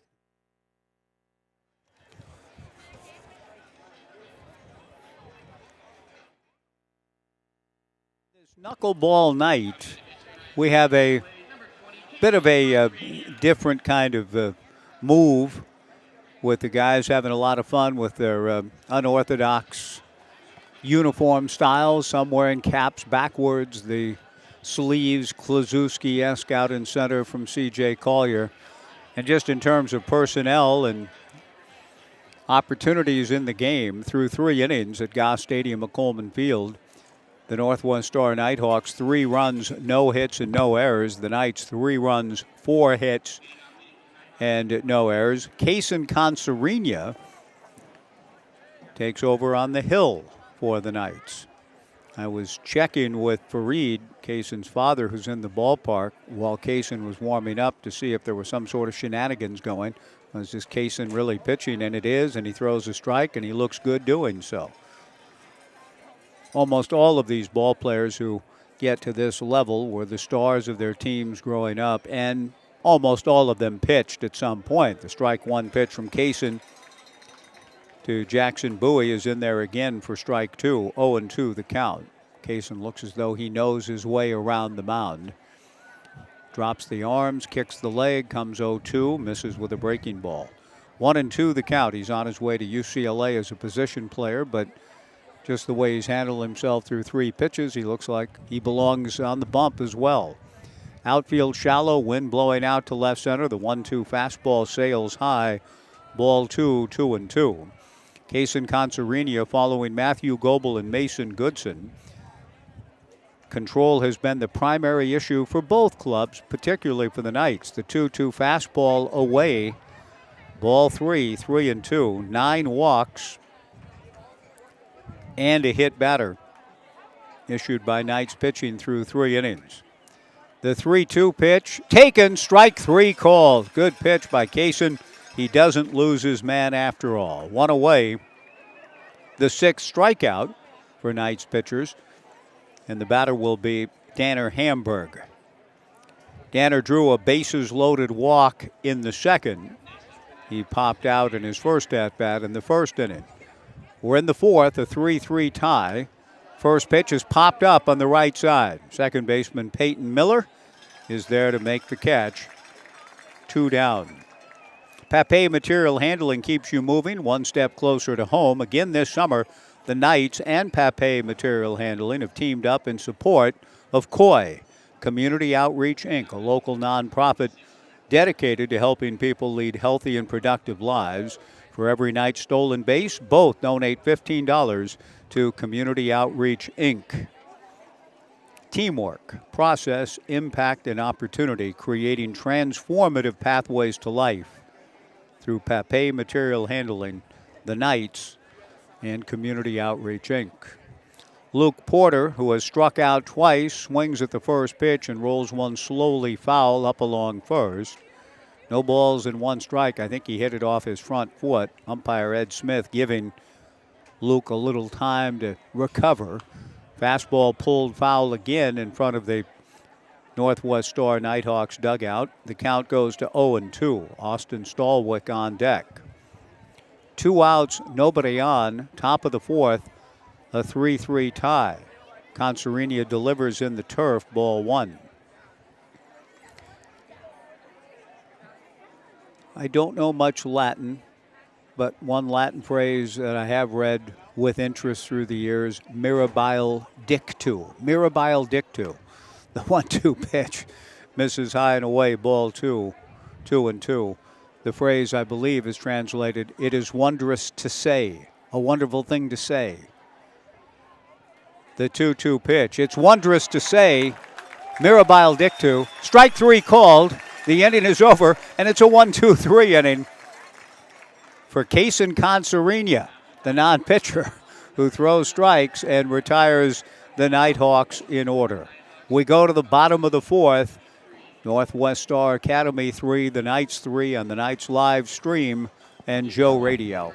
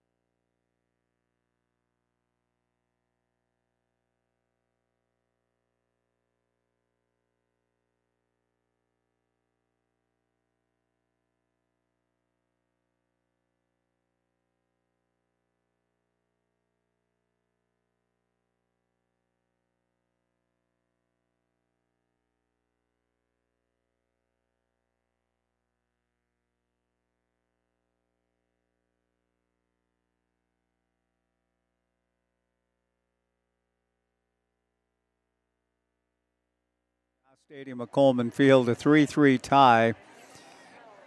And Houston Wheeler steps in, introduced by Tony, our public address announcer. I'm not sure who this is, but he's engaging in Borat style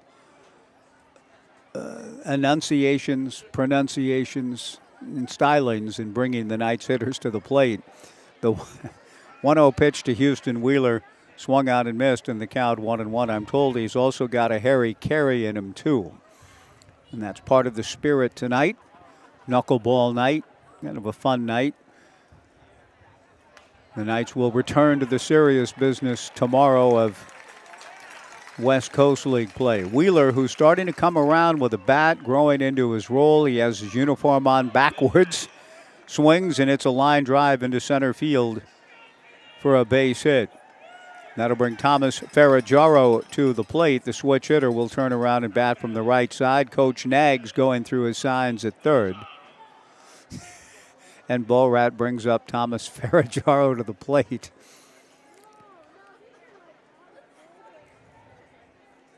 Ferraggiaro is grounded to short and walked. A 3-3 tie in the bottom of the fourth.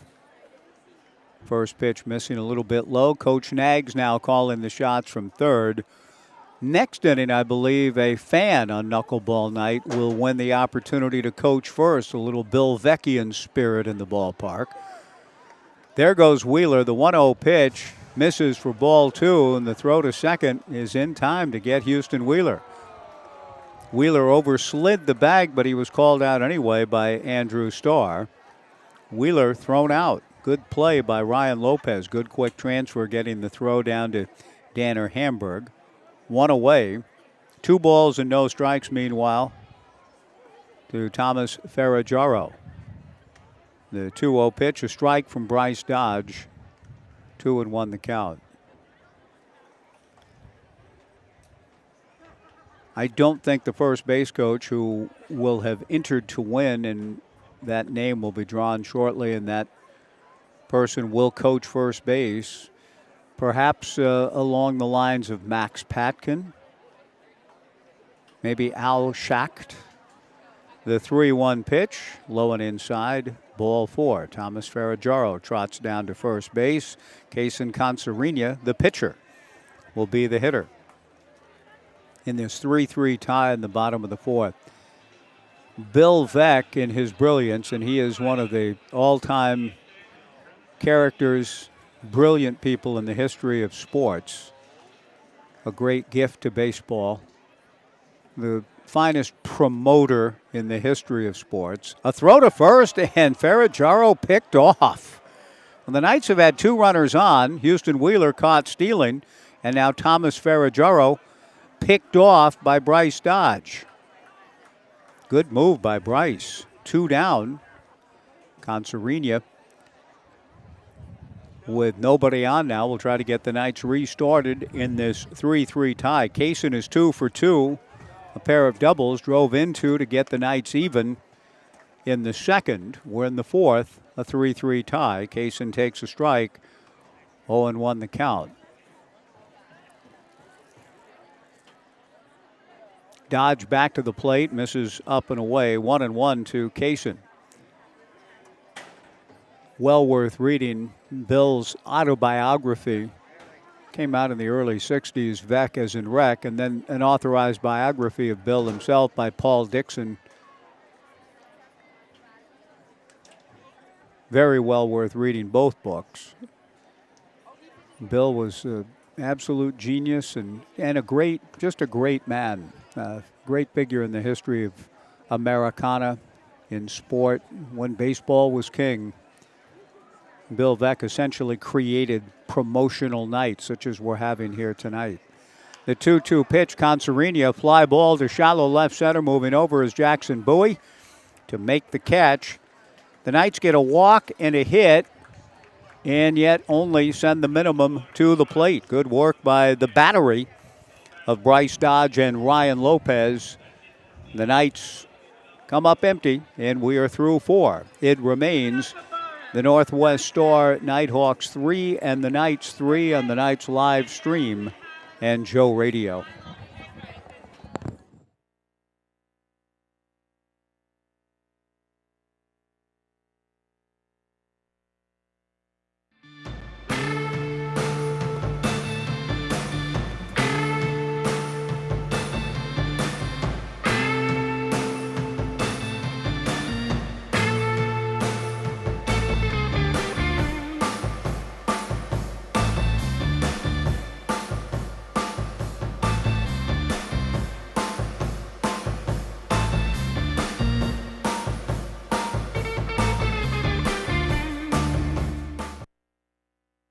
Hey Corvallis Knights fans, looking for an amazing deal?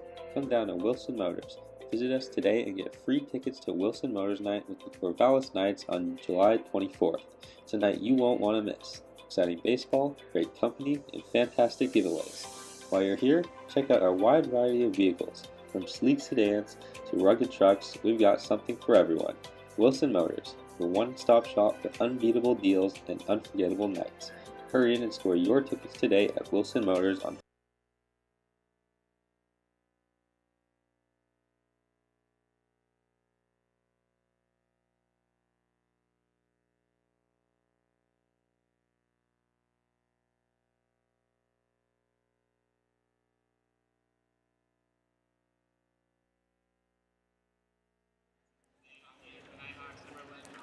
Top of the fifth inning, a 3-3 tie. Kaysen Concerina, who retired the side in order last inning, goes to work against Austin Stallwick, who swings at Kaysen's first pitch and doesn't get it. 0-1 the count.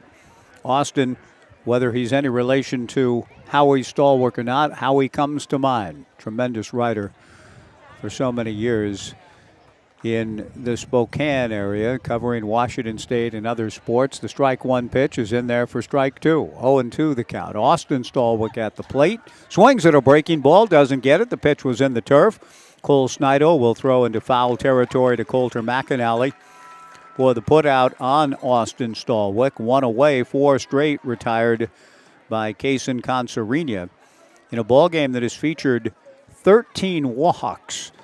Both pitchers, staffs, it appears, perhaps beginning to kind of turn that around and settle in a little bit. The batter is Ryan Lopez, who takes high and away, ball one. 1 ball and no strikes unless we have a pinch hitter here. The 1-0 pitch is in there for a strike, and the count 1-1.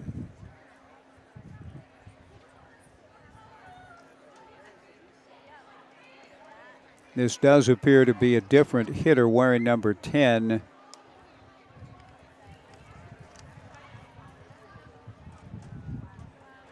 And have a discrepancy on the Northwest Star Nighthawks roster. So this looks like the writing is hard to pick up. Martin Serrano, I believe. Serrano with a count of 3 balls and 1 strike.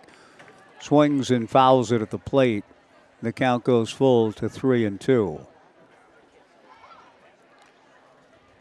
Of course, seeing the name Serrano, I think of De Niro. We mentioned Bang the Drum Slowly earlier, Michael Moriarty and De Niro.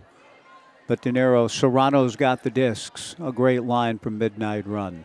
The 3-2 pitch, Serrano a chopper back at first, and Coulter McAnally was right there to field it, and the ball went off the heel of his mitt for what appeared to be a routine out. Instead is E3, Ryan Lopez aboard. Cal Pickhart will come to the plate. We'll see a pinch hitter now for Pickhart. We just saw Serrano. Serrano's got the discs. That's a very underrated motion picture, by the way. Midnight Run, 1988. Grodin, De Niro. Underrated, very funny. Very funny. The funniest film, in fact, I think De Niro's ever been in. He's done some comedies. He's really good in that, as is Grodin and John Ashton and others. It's good. Another pinch hitter here for the Northwest Star Nighthawks, Caden Hernandez, and Caden takes a strike from Kaysen Concerina. The 0-1 pitch, a ground ball to second. Peyton Miller shovels to Ferraggiaro for one, on to first for the double play to retire the side. 4-6-3. Concerina's faced the minimum through 2. We go to the bottom of the 5th. It remains the Northwest Star Nighthawks 3, the Corvallis Knights 3 on the Knights live stream and Joe Radio.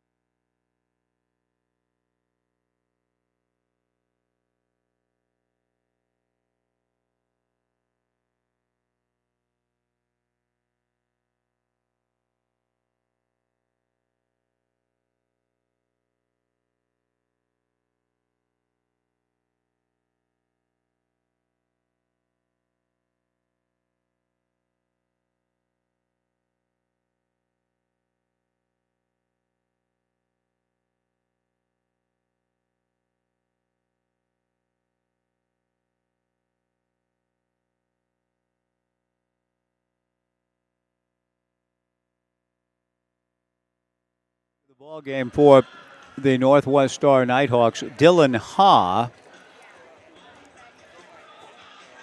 picks up here in the bottom of the fifth of a 3-3 tie for Bryce Dodge.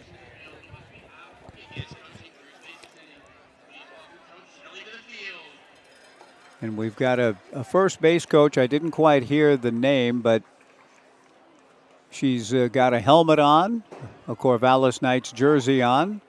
She is standing rather shyly outside the first the coach's box. Branson Keel on this knuckleball night will bat for Tyler Howard. And just as Kaysen Consarini is getting a taste of the good old high school days, which aren't for him that old, not that long ago, an incoming freshman to UCLA. Kaysen pitching tonight and pitching well. Now Branson Keel, veteran at Utah, gets a chance to bat, and he swings at the first pitch that he sees from Dylan Ha. Pulls it foul. He jumped on it, and that draws a lot of smiles and I think laughter of approbation from within the Knights dugout. I don't think Keel is turning a la Bruno Kirby and saying, I think apologies are in order. Good morning, Vietnam. The strike one pitch fouled at the plate and the count 0-2. But he did take a pretty good hitterish cut at that first pitch. But Branson Keel getting a chance to hit here in the bottom of the fifth of a 3-3 tie against right-hander Dylan Ha. Ha to the plate, strike three called. And the Knights players, you see, I mean, they're going to get after umpires. Fine for them. I hope never to engage in it again. That strike three called. One away. Kellen Siegel, the batter. Kellen, it will not be the hitter. We'll see another hitter. This will be Caleb Debin batting for Kellen Siegel. Caleb Debin, a pitcher, getting a chance to hit. The first pitch missing from Dylan Ha. The 1-0 fastball swung on and missed. The count 1-1. Yogi Berra got thrown out of a game in the film That Touch of Mink. The pitch just misses in the count 2-1. A fictional film. Cary Grant and Doris Day in the Yankees dugout. Maris and Mantle both get thrown out in that. The 2-1 pitch swung on and missed by Debin in the count 2-2.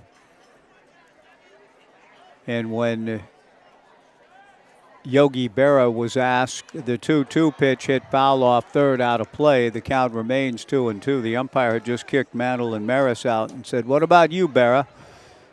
And Doris Day says, "Yogi, what'd you think? That pitch missed, didn't it?" Yogi, it was a perfect strike. The ump was right. The 2-2 pitch hit foul. He delivered the line in a sense that wouldn't make people forget Ronald Coleman, the way Yogi delivered the line. A perfect strike. The ump was right, he says. Dylan Ha's 2-2 pitch, just high, ball 3-2. And the umpire says, "I don't like sarcasm, Berra. You're out of the game, too." So I feel like, okay. 3-2 the count. You never know what could get you run. 3-2 pitch, high and away. Ball 4. Caleb Debin draws the walk. The 14th free pass issued in this ball game. A 3-3 tie in the bottom of the fifth. Coulter McAnally, who is grounded to third and doubled, coming to the plate.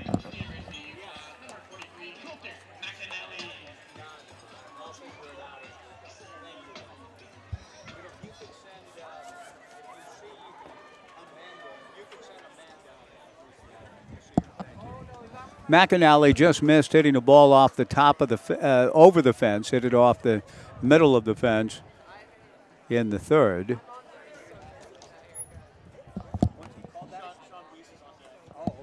First pitch missing high, the 1-0 fastball high again, ball 2.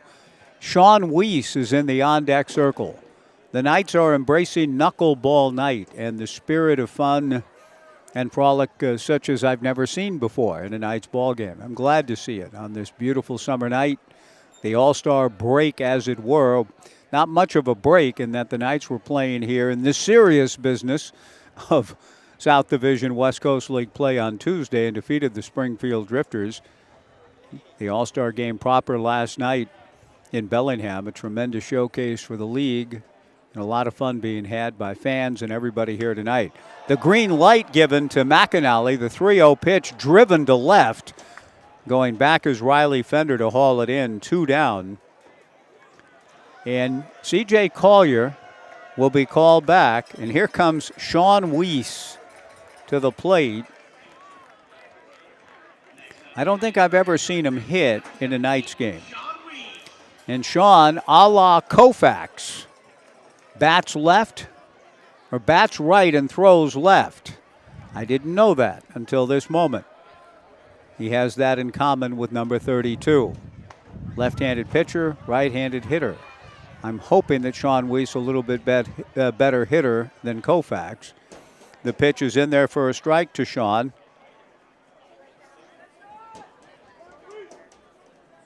Caleb Debin at first. The strike one pitch is in there for strike 2. Ben Crockett is taking a video of Sean's at-bat here. And I'm sure we'll be sending it to Casey and Amy, who may be following it on the live stream. I don't know, but this is the first time I've ever seen Sean Weiss with a bat. He swings and gets a piece of it to stay alive. And here's the cheers from within the Knights dugout on the third base side. There is, even in the midst of the fun, a great deal of competitiveness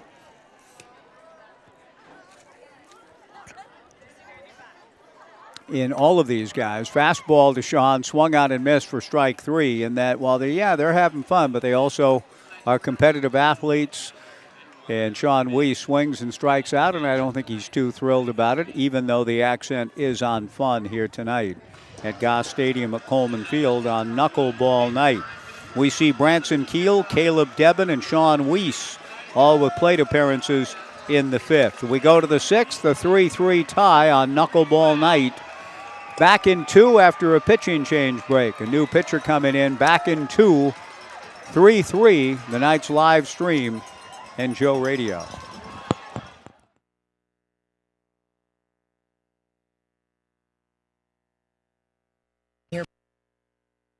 We want to say thank you. Thank you to our community for choosing us to connect you to many destinations, other cultures, your families, and friends. Thank you to our dedicated and professional staff for ensuring the airport experience is excellent. And thank you to local residents and businesses for making us who we are. We are proud to serve you, our region, and beyond. Together, we continue to grow and thrive. Thank you for flying local and for flying EUG. Knights fans, looking for an amazing deal? Come down to Wilson Motors. Visit us today and get free tickets to Wilson Motors Night with the Corvallis Knights on July 24th. It's a night you won't want to miss. Exciting baseball, great company, and fantastic giveaways. While you're here, check out our wide variety of vehicles. From sleek sedans to rugged trucks, we've got something for everyone. Wilson Motors, your one-stop shop for unbeatable deals and unforgettable nights. Hurry in and score your tickets today at Wilson Motors on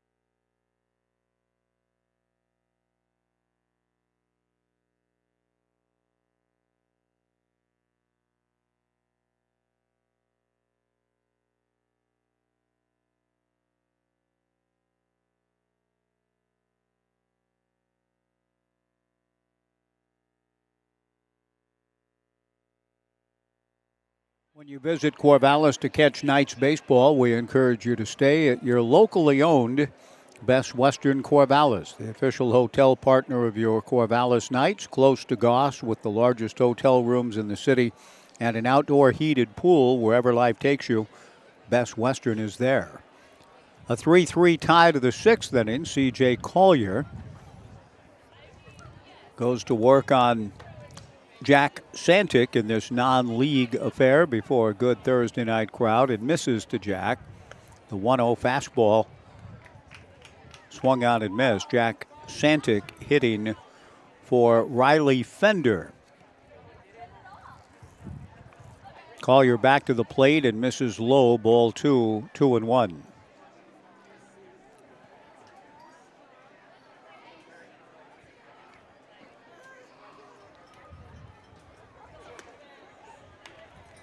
The 2-1 pitch swung out and missed. 2 balls and 2 strikes to count under the lights on this pleasant Thursday. Collier working quickly, delivers down and away. Ball 3, 3-2. Kaysen Conserina worked 2 innings, did not allow a hit. Collier's 3-2 pitch, a ground ball back of third, a fair ball in the first hit of the night. An extra base hit. Jack Santic on his way to second.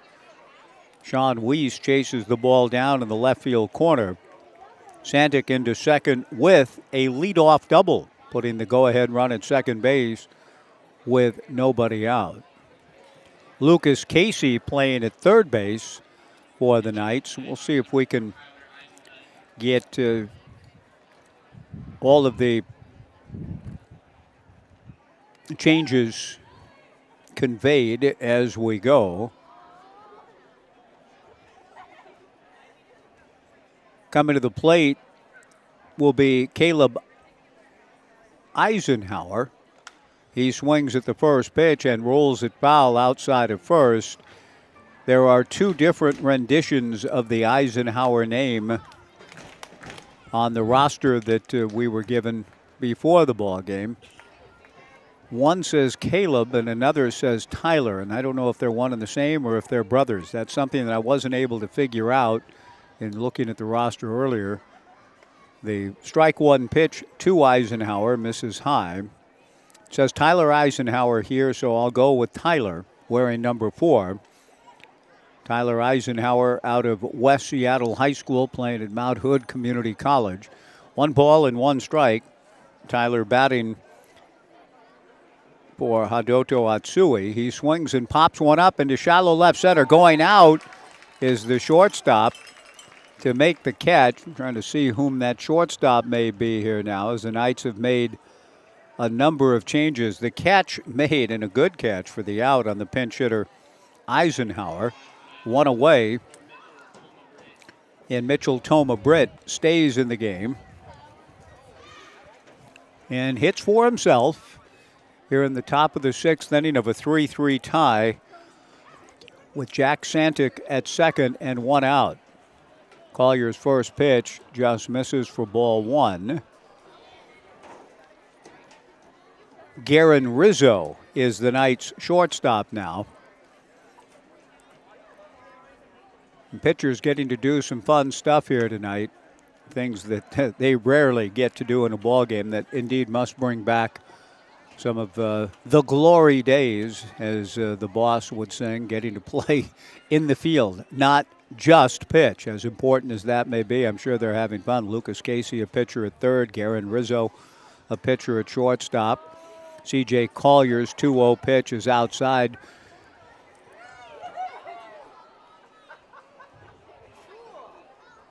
I thought it was Sean Weiss out and left, but I'm not so sure now. I'm going to have to keep bearing down on the Knights center fielder. The 3-0 pitch, green lighted. Mitchell Toma Britt fouls it back, and the count 3-1. Sean Weiss is actually in center field.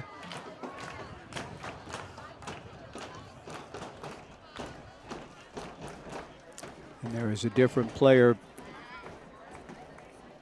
It might be Dominic Titone, I think. And I'm thinking it's Dominic now in left, and it is, with Sean Weiss in center. The pitch is in there for a strike.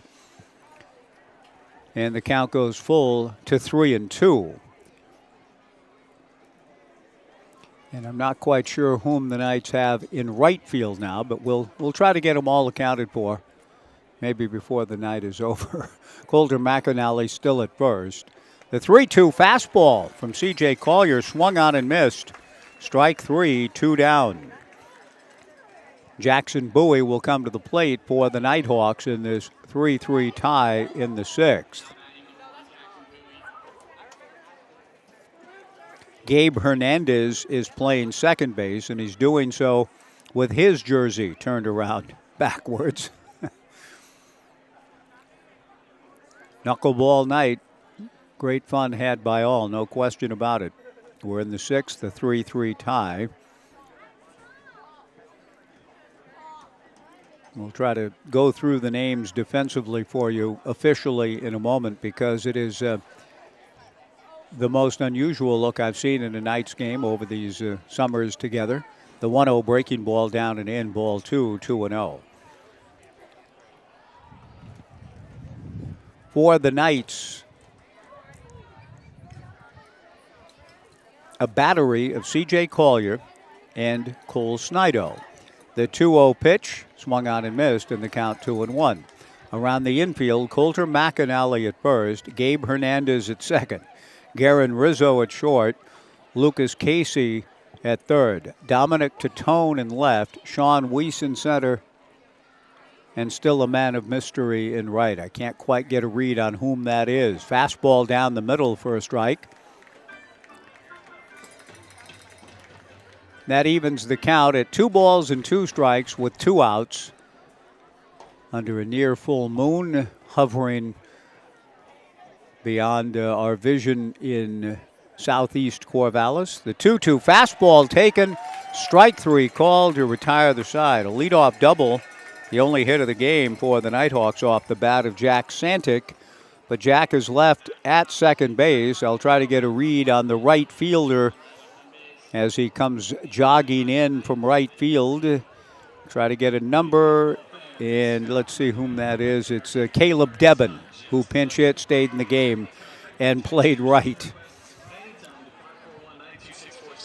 Good work by C.J. Collier after the leadoff double. Gets the next 3. And we go to the bottom of the 6th. We'll be back in 90. The Nighthawks 3, the Knights 3 on the Knights live stream and Joe Radio.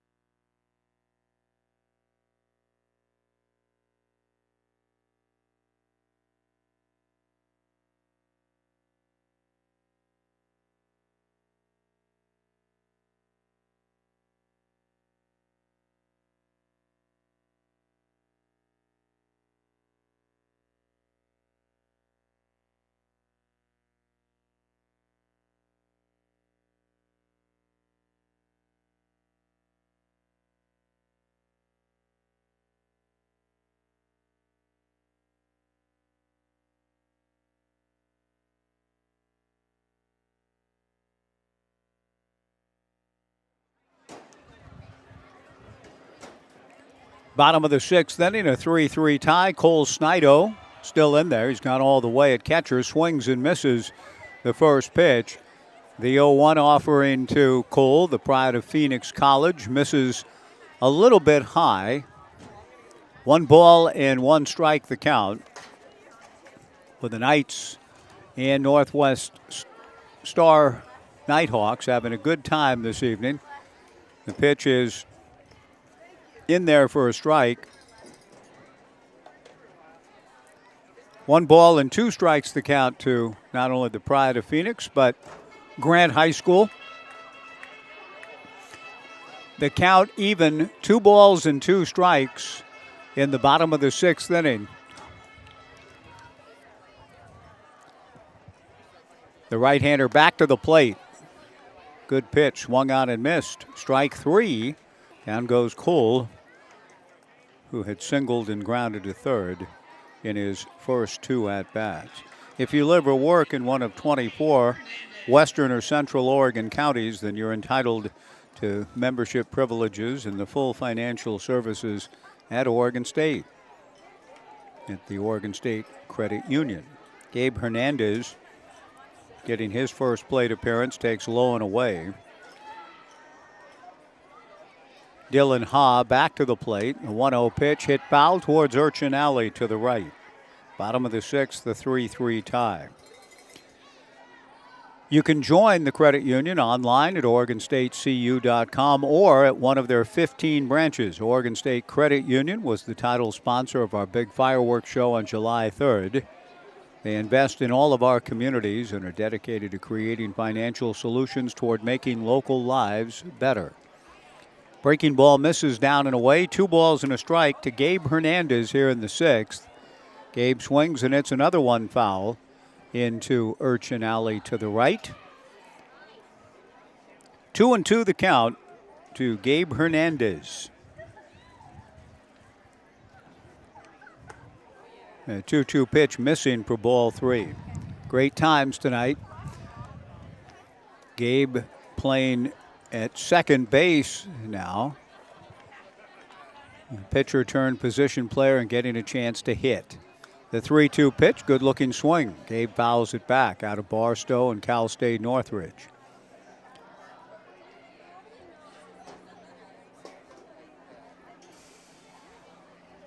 Houston Wheeler was the original left fielder in this one. Dominic Tatone on deck. Hernandez jammed a little one-hopper in front of the shortstop, Hamburg. The throw to first in time for the out on knuckleball night.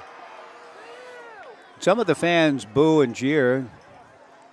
The perfect call, the ump was right. I don't like sarcasm. It's interesting, too, if you listen to that tape, you can cue up the scene anytime. Everything's discoverable now. Doris Day, Cary Grant, that touch of Mink, Yankees game. The home plate umpire didn't deliver his line any better than Berra's. The pitch on the way to Dominic Tatone, banged into left field, base hit. And the loudest cheers of the night from the Knights dugout are for Dominic. Boy, they as one cheering a pitcher. Coach Yoon with a big smile on his face walking in front of the dugout with the rest of the guys celebrating Dominic Tatone.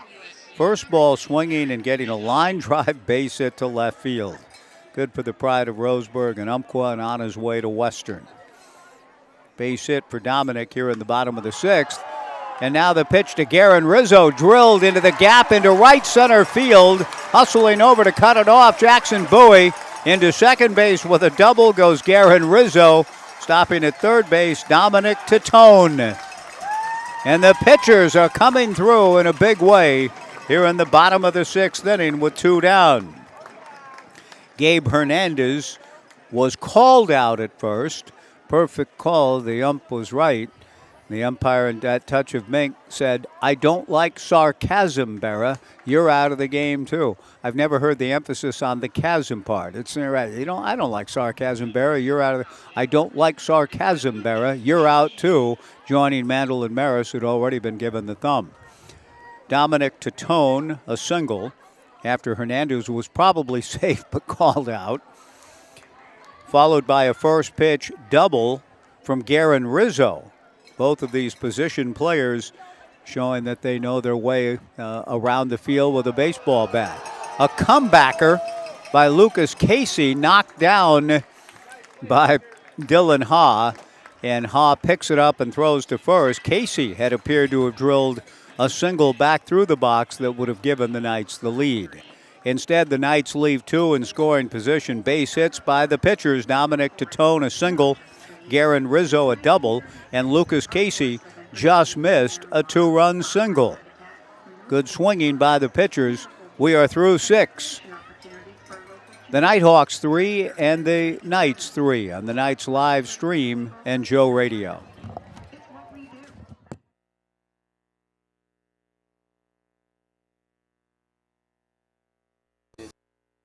News that you can trust. Subscribe Subscribe to the Gazette Times, your go-to source for in-depth journalism and breaking news.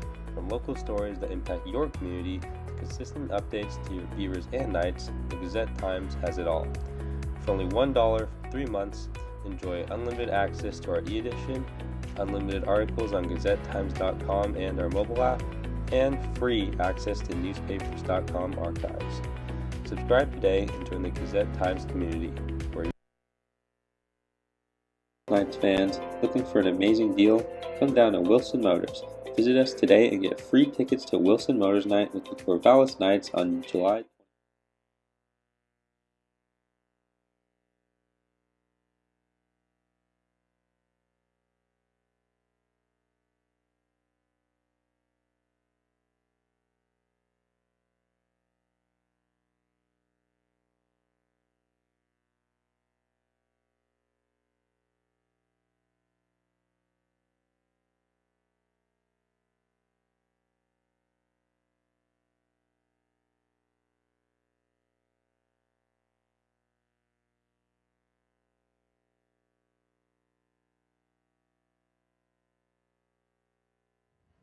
Boy, it is tough to keep up. You can't tell the players without a program. The old sales pitch back in the day, baseball movies from the 40s and 50s, the greatest of which, The Pride of the Yankees, directed by Sam Wood. The screenplay written by Mank.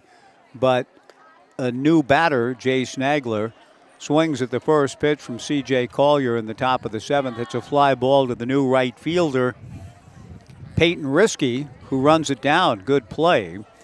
Collier's first pitch, a strike. He comes back now to the left-hand hitter and misses. This is another new batter in for the Northwest Star Nighthawks. We'll try to find out exactly whom here in a moment. The 1-1 pitch from CJ just misses the count. 2 balls and 1 strike. This, I believe, is Colin Schiller.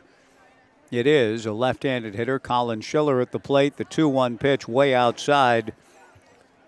Ball 3. Jay Snagler flying out to lead things off in the top of the seventh on a good play by Peyton Risky.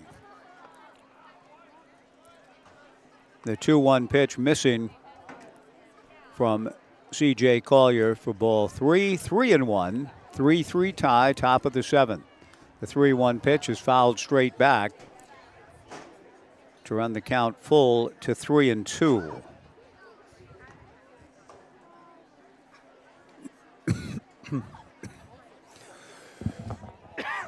Colin Schiller getting his first opportunity in the ball game, where both coaches seem to be emptying their benches. Jay Snagler out of Lower Columbia Community College. Colin Schiller at the plate with a count of 3 balls and 2 strikes with 1 out here in the seventh inning.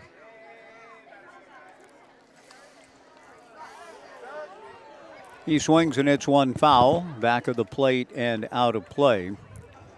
The count remains 3-2. We've seen Jack Santic into the ball game from Skyview High School. We saw an Eisenhower. The 3-2 pitch swung on and missed for strike 3, 2 down.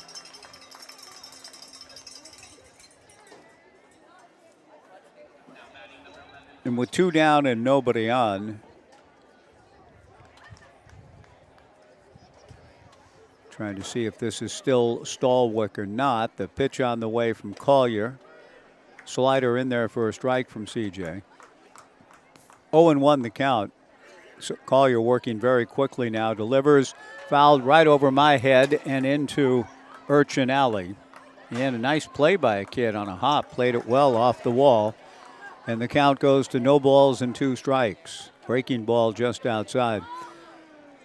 Tyler Eisenhower, by the way, brought to mind Ike himself. I mentioned Ike earlier in connection with Patton and the big decision by Dwight to let him stay and eventually do great work in the European theater. But Ike seriously considered sending him home.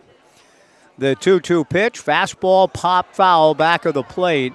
Racing back, Cole Snido, and he makes the catch. Good play to retire the side.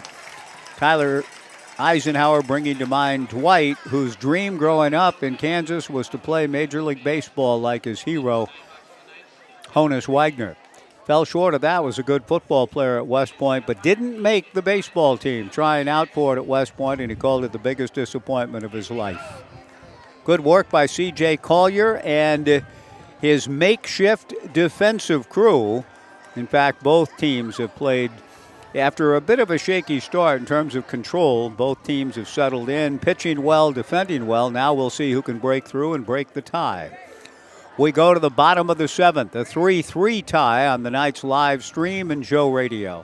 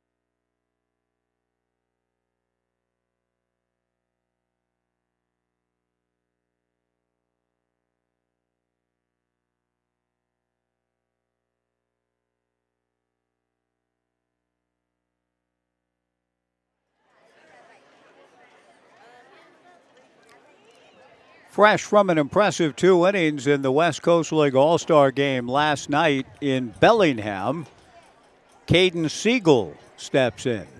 So proud of Caden and what he did last night, what he's done throughout his baseball life. He was excellent last night in Bellingham. He takes the first pitch low. The 1-0 pitch from kind of a herk and jerk style right-handed pitcher, Aiden Brady, out of Mount Hood Community College. Brady misses for ball 2 to Caden. The 2-0 pitch just misses for ball 3. 3-0. Aiden Brady coming on out of the bullpen. Dylan Ha pitched well. Bryce Dodge did too. Joey Wilcox, some control issues, but pitched reasonably well. Green lighted 3-0. Caden, a ground ball to second. The throw to first is in time for out number 1. The play turned in by Tyler Eisenhut at second base for the Nighthawks. Peyton Risky, the right fielder, the batter. The Knights in the 3-hole in the DH slot have used Tyler Howard, Branson Keel, and now Caden Siegel, who swings at the 3-0 pitch and grounds out. Peyton Risky getting a chance to swing the bat. Takes a first pitch strike from Aiden Brady. The 0-1 fastball away, and the count 1-1. Just a little bit of a pause in the front leg, the kick from the left leg as he gets ready, kind of an extra little herk in the delivery style, the mechanics of Aiden Brady. He delivers, and it's hit foul off the bat of Caleb Debban here in the 7th of a 3-3 tie into Urchin Alley to the right. 1 ball and 2 strikes with 1 out. Breaking ball from Brady misses for ball 2. 2-2.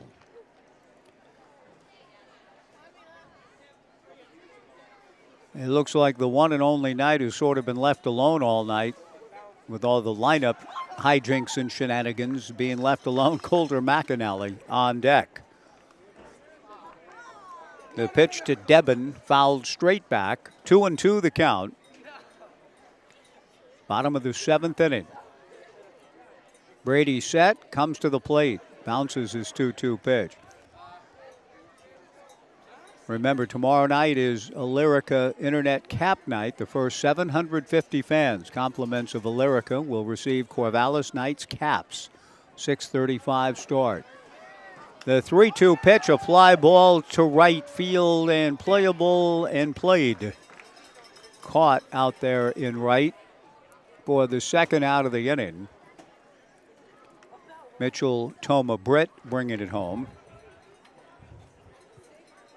And with 2 down, here comes Coulter McAnally, who has grounded to third, doubled to left, and flied to left.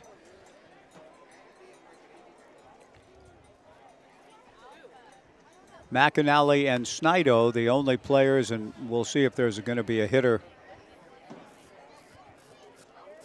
for Snido before it's all said and done. Maybe not, with Tyler Howard already having been used as a DH. McAnally takes a strike. The 0-1 pitch to Coulter misses low. 1 ball and 1 strike. C.J. Collier is the on-deck hitter, but Cohen Gomez has grabbed a bat. It looks as though he'll get a chance to hit. Fastball in there for a strike on knuckleball night at Goss Stadium at Coleman Field. We haven't seen a single knuckler thrown, which means we haven't seen the work of Gene Bearden or Hoyt. These were the names that occurred to me thinking of knuckleballs that I've read about and heard about in my life. When Bearden took the Sox, he gave us pride. Gene Bearden, Hoyt Wilhelm, Don McMahon, Eddie Fisher, Charlie Huff, Tim Wakefield, Joe and Phil Necro, R.A. Dickey, Wilbur Wood, Jim Boughton. Anybody else? The pitch on the way, swung on and missed, strike 3. McAnally fans, good work by Aiden Brady in the 7th. Those are the ones I came up with. I know I'm missing a few. Dennis Springer, one of the last practitioners. R.A. Dickey. But I gave you some of the better ones, including the great Wilbur Wood and the Necro brothers. A little more on those guys when we come back. And a reminder about Willie Stargell and his great dictum. Sean Weiss will come into the ballgame for the Corvallis Knights. He's batted. Now he'll pitch as we go to the 8th. Back in 2 minutes, a 3-3 tie on the Knights live stream and Joe Radio.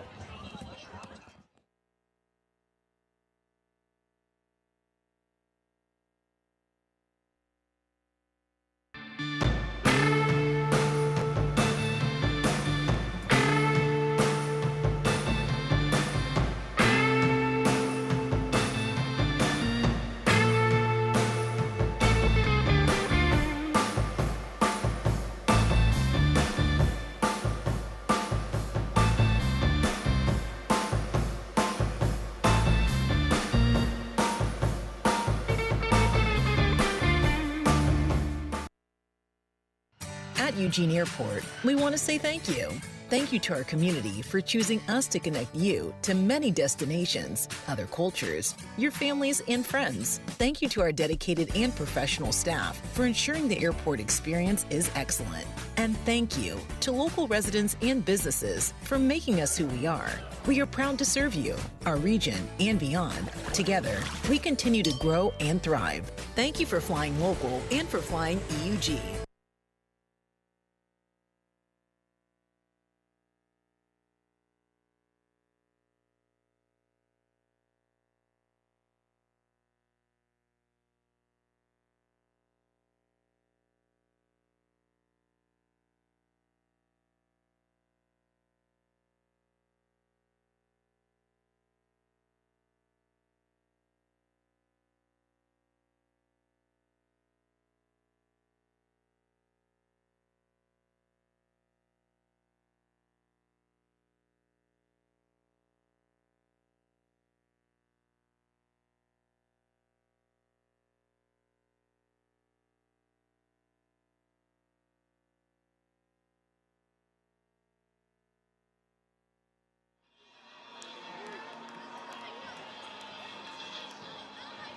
Left-hander Sean Weiss in his 4th year with the Corvallis Knights into the ballgame in the top of the 8th inning of a 3-3 tie.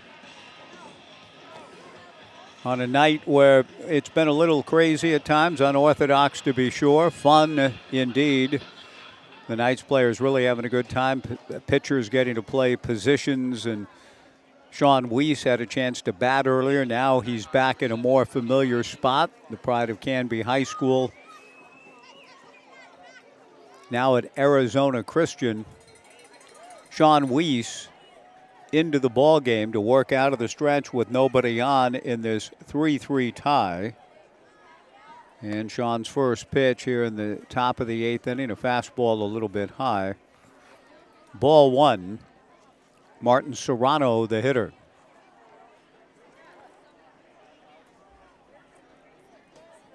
The 1-0 pitch, that's ball 2, 2-0.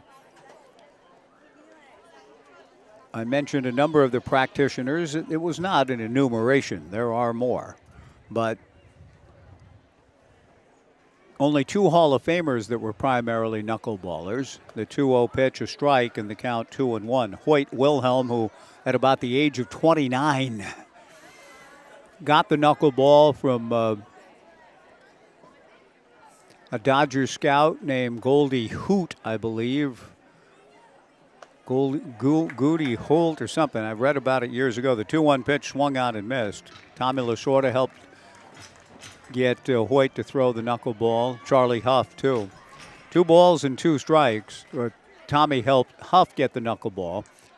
Who gave it to Hoyt? I have no idea, but he didn't get to the big leagues till he was 29 and then pitched 20 years until 49. Throwing the knuckleball, went to the Hall. Phil Necro in the Hall. I think those are the only 2 knuckleballers in the Hall. 2 balls and 2 strikes. Sean Weiss working on Martin Serrano in this 3-3 tie, opening the 8th inning on knuckleball night here at Goss. 2-2 pitch is way outside. Ball 3, 3-2.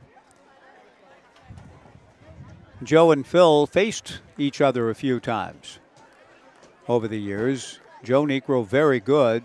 Necro, the elder. Phil, great, a Hall of Famer. The 3-2 pitch on the way. Fastball taken. Strike 3 called. 1 away. Good pitch by Sean Weiss. Martin Serrano rung up by Ed Smith to open the top of the 8th inning. And Caden Hernandez will get his second at bat. He grounded into a double play his first time through. We're in the top of the 8th of a 3-3 tie. 3 runs, 1 hit for the Nighthawks. 3 runs, 7 hits for the Knights. Sean works from the stretch with nobody on, comes to the plate and bounces his first pitch. 1-0 the count. There was a game of the week, a national game, and Joe and Phil's dad. Can't remember Mr. Necro's first name, but the television cameras found him in the stands. A reporter went up to Mr. Necro with Joe and Phil pitching against one another. The pitch is laced down the left field line by Hernandez into the left field corner. Chasing it down, the left fielder kind of gave up on it. I think he thought the ball was going to go out of play. And into third base with a bit of a gift triple goes Caden Hernandez. Now, he was going to get 2, no doubt, ripping the ball into the corner. But the Knights left fielder, and I'm trying to see just whom that is in this case, because it's somebody different than the previous inning. I think he thought the ball was going to sail into out-of-play territory and kind of gave up on it. But the ball stayed in play, and Caden Hernandez, to his credit, ran all the way to third. A 1-out triple. I'm having a hard time seeing the number on that left fielder out there.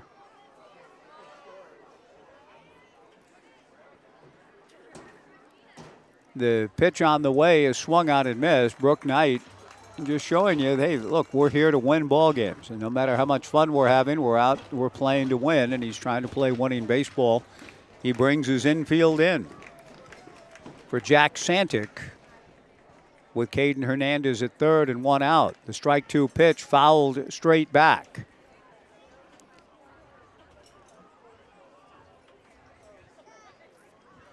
The count remains no balls and 2 strikes. I'm having a hard time getting a read on just whom this outfielder is. I think it may be Mason Goodson. It's difficult to tell from here. Can't quite read whether that's a 33. And I think it may be. The strike 2 pitch from Weiss swung on and missed. Strike 3, 2 down. Big time strikeout for Sean. The infield can return to normal depth.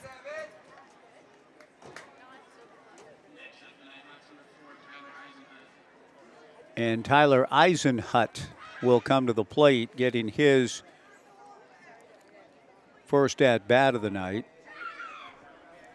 With the go-ahead run 90 feet away, represented by Caden Hernandez. Eisenhut fouls one straight back, 0-1 the count.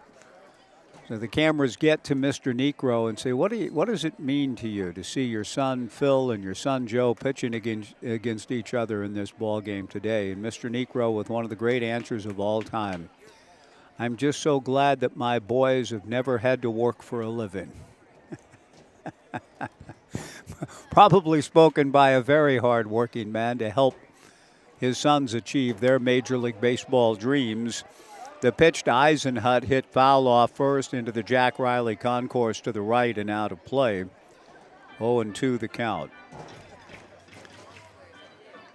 And that is a reminder that while George Will's book was a good one, men at work, there are also boys at play in that sense too. And Phil Necro's dad with an eloquent comment, but my boys have never had to work for a living. Phil and Joe Necro, outstanding pitchers. Phil in the hall. No balls and 2 strikes to Tyler Eisenhut. Weiss delivers. Breaking ball just misses on appeal. No swing, says Andrew Starr. 1-2 the count to Eisenhut. Caden Hernandez at third with 2 down in the top of the 8th of a 3-3 tie. Sean Weiss a strike away from fanning the side. The left-hander to the plate. Ground ball to third. The throw across to first is in time. Good work by the erstwhile pitcher, Lucas Casey. And coming in from left field, just getting a read, it is Mason Goodson, who kind of gave up on a ball in the left field corner. Went for a triple, but no harm done. Good job by Lucas Casey. We go to the bottom of the 8th. It remains the Nighthawks 3 and the Knights 3 back in 90 on the Knights live stream and Joe Radio.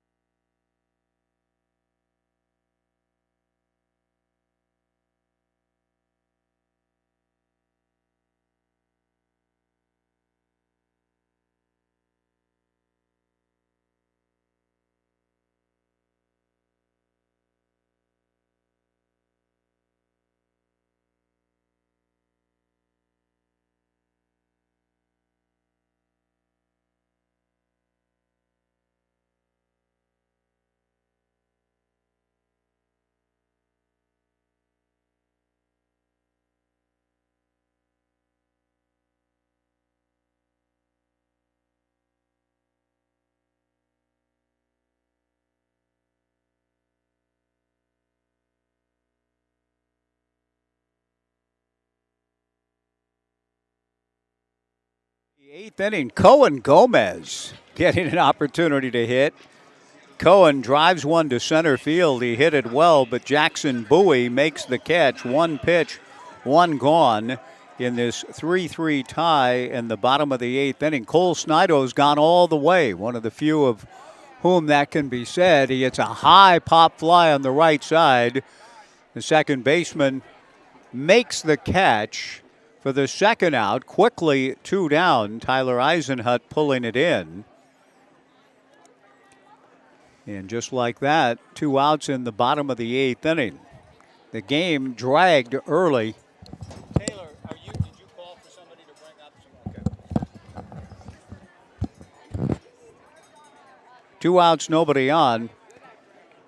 First pitch is in there for a strike. Now to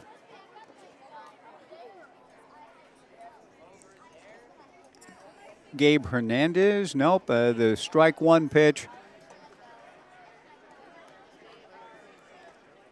Swung on and missed. Number 18 for the Knights tonight. I'm trying to get a read on that and don't have it quite yet. The pitch in the turf. This is as fun as it's been. It's also been a little on the challenging side. Nathan Marshall. Here we go. Nathan Marshall getting a chance. 2 balls and a strike with 2 outs and nobody on in a 3-3 tie. Marshall hits one foul over our heads, back of the plate and out of play. The count remains 2-2. Brian, can you get somebody to come out? There's a girl with a bloody nose sitting below me here. I know Taylor's been trying to call on the walkie-talkie, but I'm not sure she's raising anybody. We need some help for a young girl with some paper towels or some things right below where I'm broadcasting from. So can you ask?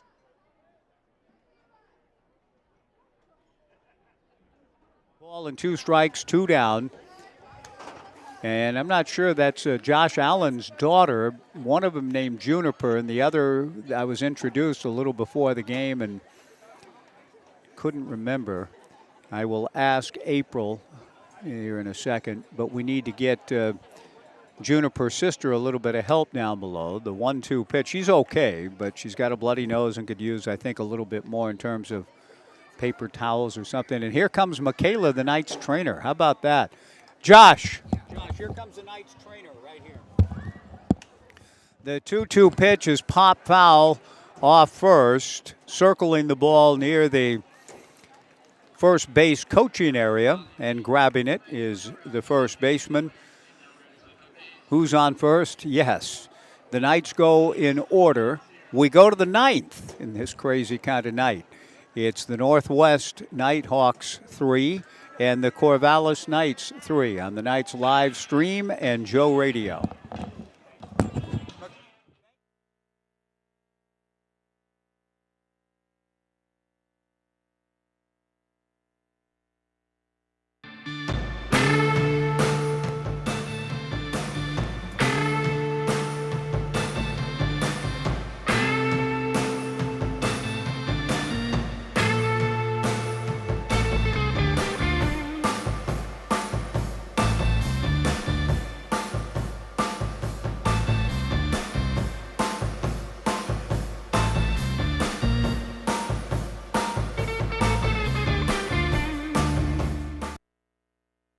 Looking for the latest news that you can trust? Subscribe to the Gazette Times, your go-to source for in-depth journalism and breaking news. From local stories that impact your community to consistent updates to your Beavers and Knights, the Gazette Times has it all. For only $1 for 3 months, enjoy unlimited access to our e-edition, unlimited articles on GazetteTimes.com and our mobile app, and free access to newspapers.com archives. Subscribe today and join the Gazette Times community.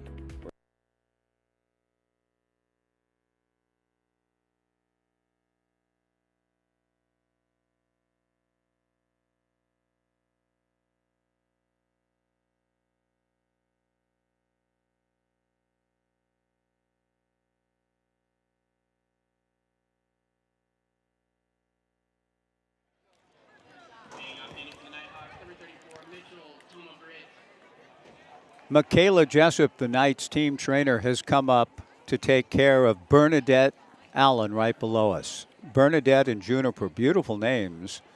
I've traveled far, the land and the sea, beautiful places I've happened. The village of St. Bernadette. I'm channeling my own Jack Jones right now, thinking about the village of St. Bernadette. And Bernadette here getting her bloodied nose taken care of by the Knights team trainer, Michaela, as we go to the 9th in a 3-3 tie. Sean Weiss delivers to Mitchell Toma Britt. First pitch foul. The 0-1 pitch pulled foul. Coulter McAnally retrieves in foul territory. 0-2 the count. 3-3, top of the 9th. good quick action on the part of the Knight staff. Thank you, Taylor. Thank you, Brian. Thank you, Heather. Thank you, Michaela. I know I'm going to sound a little bit like the late, great, good friend to us all, Bill Walton. Thank you for our lives. Strike 2 pitch, a slow roller up along first. Mitchell Toma Brett coming out of the box, falls down about a third of the way up the line, in keeping with the spirit of the night on knuckleball night. But also, too, it's a reminder, Mitchell Toma Brett gets up, even with Taylor here to my left and others kind of chuckling over the pratfall taken by Mitchell Toma Brett. Mitchell not laughing. He got up with a very serious look on his face, a bit chagrined, I'm sure, by stumbling en route. His teammates weren't laughing either, and he walks back rather glumly, in fact, into the dugout on the first base side. Sean Weiss delivers the first pitch to Jackson Bowie. Bowie takes low, ball one. Toma Britt and Bowie have gone all the way tonight. That is a rarity in the lineup for either team. A one-hop bang by Gabe Hernandez. That's not Gabe any longer, I don't think. Nathan Marshall. Yep, that's Nathan Marshall now playing second base. And he's not able to catch the shot into right field.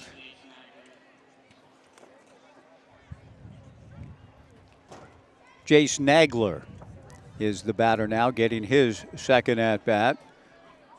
3-3 tie in the top of the ninth inning. Sean Weiss to Nagler, who hits one foul. The ball coming into the seats and like a skipping stone off of the arms and chests of a couple of the fans and bouncing into a further row back. No balls and one strike the count. I have not heard an attendance yet tonight. No balls and one strike. I'd be interested in that number. It's a good crowd. Knuckleball night at Goss Stadium at Coleman Field. The strike one pitch missing high and inside. 1-1. 1,670, indeed, a good crowd tonight, celebrating the knuckleball and other aspects of the great game. The 1-1 pitch fouled straight back. 1,670. Tomorrow night, we hope to see you as part of another nice crowd here. The Knights and Bend beginning a 3-game series. 6:35 for the first pitch. The first 750 fans will receive Corvallis Knights caps on the way in. Nagler punches one foul into Urchin Alley to the right. Taylor takes a look at the urchins racing to gather the souvenir. 1 ball, 2 strikes, 1 out, a 3-3 tie in the top of the ninth inning. Sean Weiss to the plate. Fastball foul back. The Star Nighthawks took advantage of some wildness in the second inning and scored all 3 of their runs. The Knights picked up a run in the first and 2 in the second. Neither team has broken through since. We're in the top of the ninth inning of a 3-3 tie. Cooling off considerably here. Very clear and pleasant, but much cooler. And I'm sure that's meeting the approval of many in our community. It's been hot, and it cooled off considerably. Felt kind of old-fashioned today. The runner goes. The 1-2 pitch is low for ball 2. 2 balls and 2 strikes, and Jackson Bowie has put himself in scoring position, with Jace Nagler trying to pick him up and give the Nighthawks a lead in this non-league affair. Goss Stadium at Coleman Field, a 3-3 tie in the top of the ninth inning. Sean peering into his battery mate, Cole Snido. The left-hander out of Arizona Christian. Set, kicks, delivers, fastball hit foul on top of the Omaha room to the right. And skipping out into Urchin Alley, the count remains 2 balls and 2 strikes.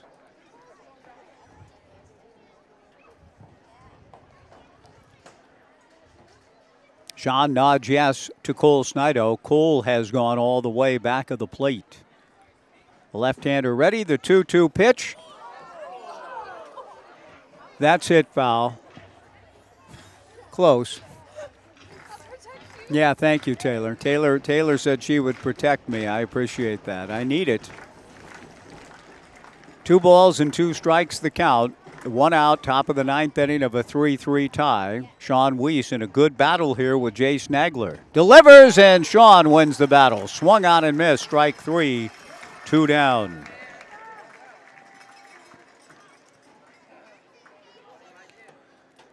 Let's see who we have here now.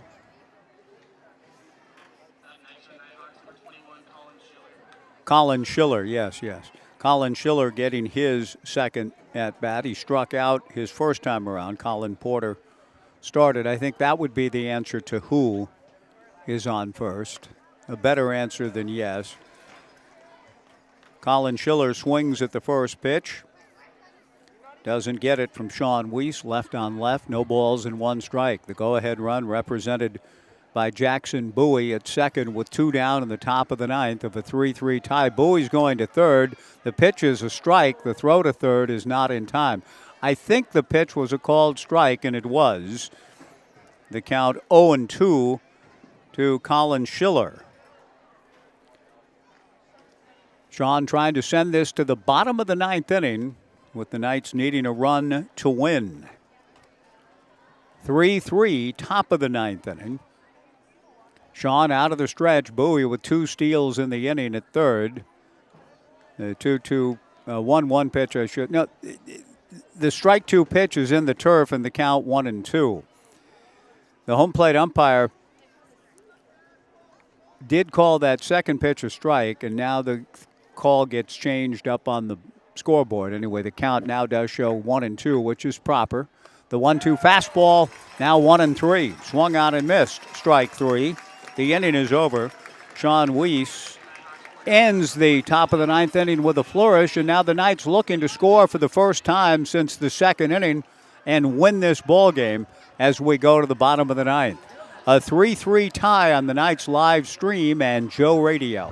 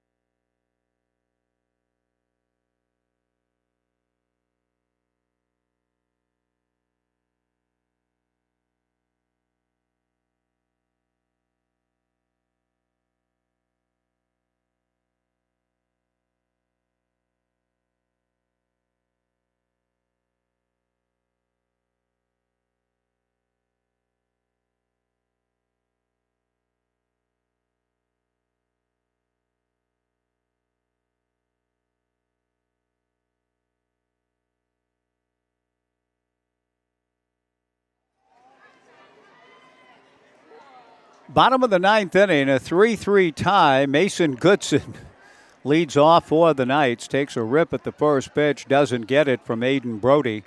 0-1 the count. Brooke Knight coaching at third, I think, for maybe the second time tonight. The strike 1 pitch fouled back in the count 0-2. And Kaysen Conserina now coaching at first base. Strange night. And with due respect to the pitchers getting a chance to hit, it may be a while before somebody breaks through and scores in this one. We're in the bottom of the 9th. The strike 2 breaking ball to Mason is down for ball 1, 1-2. Neither team early from the hill were throwing strikes consistently, and 3 runs scored by the Nighthawks as a result in the second. The Knights are run in the first and 2 in the second. Neither team has scored since. We're in the bottom of the ninth of a 3-3 tie. Brooke has been liberally sending up pitchers to hit, and it's been fun, but we're locked in a tie. And I know Brooke and everybody, after a long travel to Bellingham the last couple of days, aren't going to mind terribly getting home here pretty soon. The 2-2 pitch to Mason Goodson is ball 3, and Mason would gladly take the theme from earlier in the evening, a Jim Bouton special, to get on. The 3-2 pitch. He takes strike 3 called. Perfect call. The ump was right. A little bit of sarcasm, eh, Barra? Anyway, 1 away. And Garen Rizzo, pardon me, the batter. Garen takes a strike, and the count 0-1.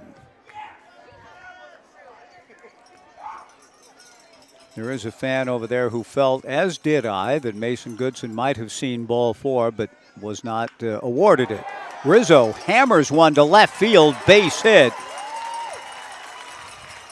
Rizzo has swung the bat well, hearkening back to, I'm sure, his glory days in high school as a hitter. Outstanding pitcher gets a base hit to left. And that'll bring to the plate Lucas Casey, the third baseman. Garen Rizzo, the winning run at first base out of Palos Verdes High School and the pride of USC. Lucas Casey getting a chance to hit out of Canyon del Oro High School from Cal State Northridge. Takes the first pitch in there from Aiden Brody. 0-1 the count, bottom of the ninth. The strike 1 pitch is in there for strike 2. 0-2 the count to Lucas Casey in the bottom of the ninth inning of a 3-3 tie.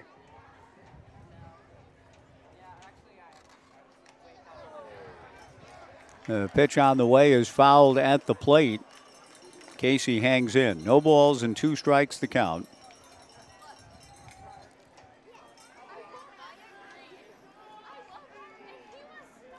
Garen Rizzo, the winning run at first base, pardon me. He goes.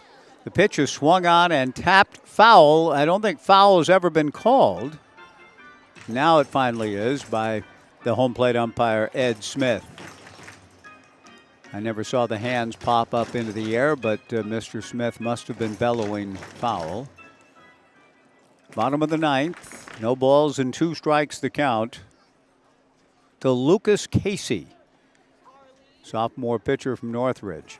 Again, taking off on the pitch and getting in safely with a stolen base. Now the winning run in scoring position, Garen Rizzo. With that steal, another $30 awarded to Community Outreach, Inc.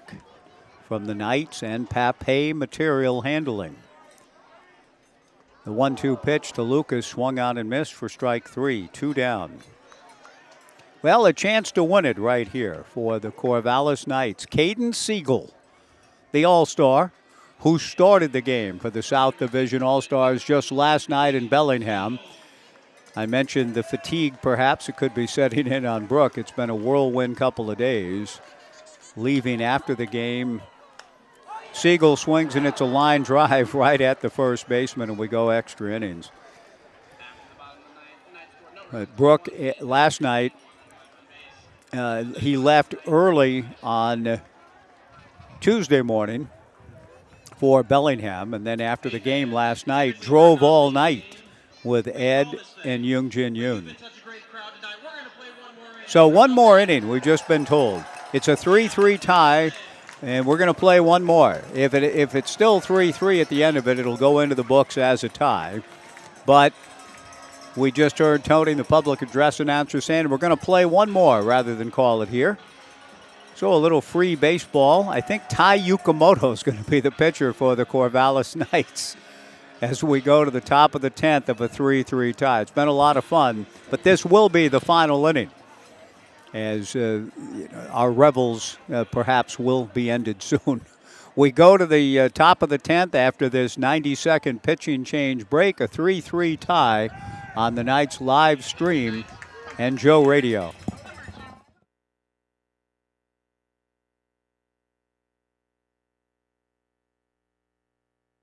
Airport, we want to say thank you.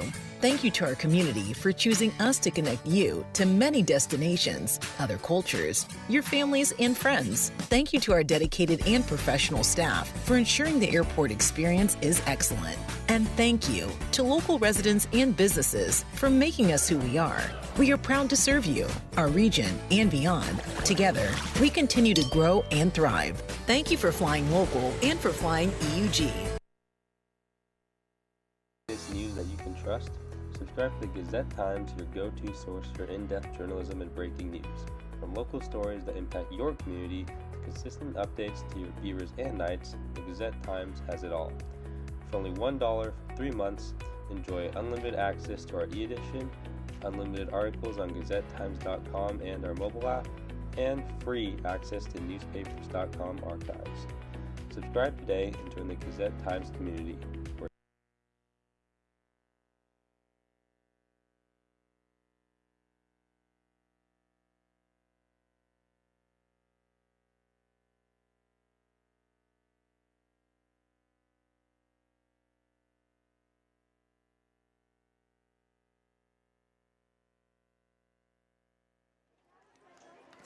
A 3-3 tie in the 10th. Tai Yukamoto, the pitcher. Luke Porter, who is a left-handed batter, is batting from the right side against Yukamoto. Tai takes or delivers a first pitch outside. The 1-0 pitch is outside again, ball 2-0. Well, we've been told this is it. 10th inning is at hand, a 3-3 tie. Yukamoto comes to the plate. The 2-0 pitch is a strike, and the count 2-1. Been quite a night here at Goss Stadium at Coleman Field, and it was good to hear from the PA announcer, Tony, that this will be it. Luke Porter takes a mighty rip and doesn't get it. The count 2-2. The outfielder, Mason Goodson, in the left is about as shallow as you'll ever see an outfielder. The 2-2 pitch is fouled back. Porter makes contact from the right side. 2 balls and 2 strikes the count in the top of the 10th. Tomorrow night, back to the serious business of West Coast League play. The Knights hosting Bend. Little roller up along first on an off-speed pitch. Grabbed by Coulter McAnally. Bless his heart, has gone all the way. At first base, he steps on the bag for the out. Good work by Tai Yukamoto to get Porter.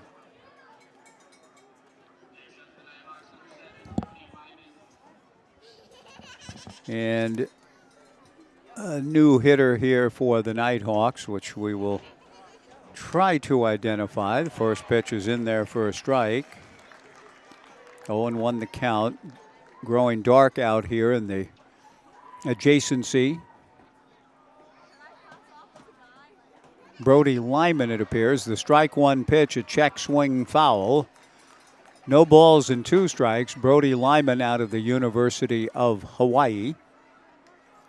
No balls and 2 strikes. But while out of Hawaii, Brody from up the road at Jesuit High School in Portland. The strike 2 fastball swung out and missed by Tai Yukamoto from Hawaii Hilo. That's perhaps a sign of a future battle right here. 2 down, nobody on in the top of the 10th inning of a 3-3 tie. Caden Hernandez, I believe, is the hitter. It's been difficult to keep up with the ever-shifting personnel. Yukamoto throws a breaking ball inside. What a lot of fun for these guys. Position players getting to pitch, pitchers getting to hit. Great times tonight here at Goss Stadium at Coleman Field. The 1-0 pitch missing in the count 2-0.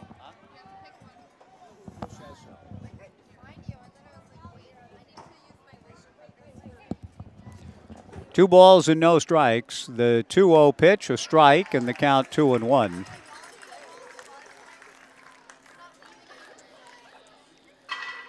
Three-3, top of the 10th. Tai Yukamoto back to the plate, fouled straight back. The count even at 2-2. Ty tried to put the Knights in a position to score a run and win. That would be more enjoyable than finishing this one in a 3-3 tie, but either way, we know the ball game will end after 10 innings. The 2-2 pitch is in the turf, ball 3. Cole Snido's gone all the way back of the plate. Coulter McAnally all the way at first. Other than that, every position is changed out. 3-2 the count. Ty Yukamoto to the plate. A line drive over the leaping try of Nathan Marshall for a base hit.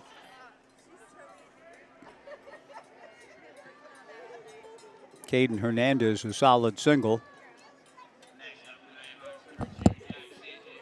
And Jack Santic will get his third opportunity. Jack has doubled and struck out. In fact, when Jack doubled back in the 6th, that was the first hit of the game for the Nighthawks. Yukamoto throws a first pitch strike. 0-1 the count.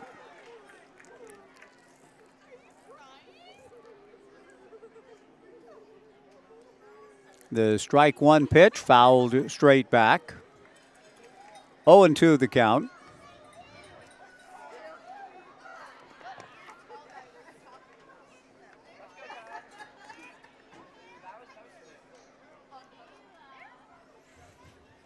The Knights and Northwest Star Nighthawks have put on a good show for the fans. 1,670 of them on this knuckleball night at Goss.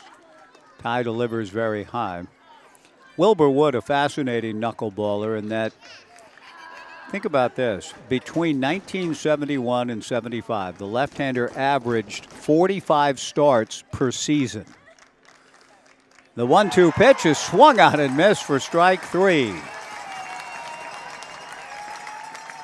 Big cheer from the Knights fans who kind of recognize the spirit of fun and frivolity that has gone on here tonight with so many different position players and so on, getting a chance to experience some new things, pitchers getting to bat. All of that has been good fun, and the fans who are here recognize it, give a loud cheer. The loudest cheer is coming for Ty Yukamoto himself as he comes back into the dugout, greeted by his enthusiastic teammates. All of that said, the Knights would love to win. It's always more fun, like winning. It's like better than losing.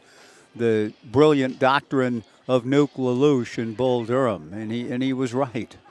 We'll see, and better than tying, too. We'll see if the Knights can break through and win it here in the bottom of the 10th. Either way, this is the final half inning of the night. A 3-3 tie back for the bottom of the 10th in 90 on Joe Radio.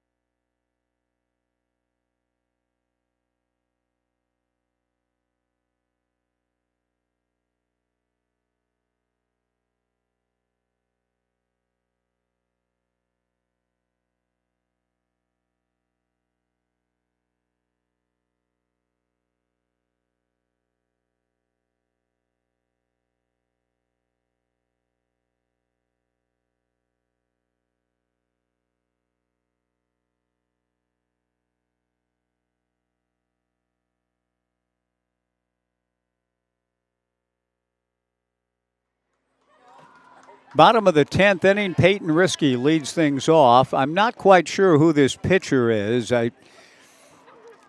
He's wearing what I believe is number 13, and that was Riley Fender at the start of the game. But the body size seems different now if this is somebody else. He's wearing 13, and 13 is Riley Fender. This could be Riley Fender. I don't have heights and weights, so I can't compare that. just somehow it doesn't strike me that this is Fender, but it could be. And whoever it is wearing 13, and on the 0-2 pitch delivers a breaking ball to Peyton Risky. 1 ball and 2 strikes the count in the bottom of the 10th of a 3-3 tie. The 1-2 pitch, a comebacker, fielded by Wilt Chamberlain. Wearing number 13, he flips to first for the out. 1 away in the bottom of the 10th. Peyton Risky, good contact. In fact, the Knights have had a couple of pitchers make good contact, hitting the ball sharply back up the middle with nothing to show for it.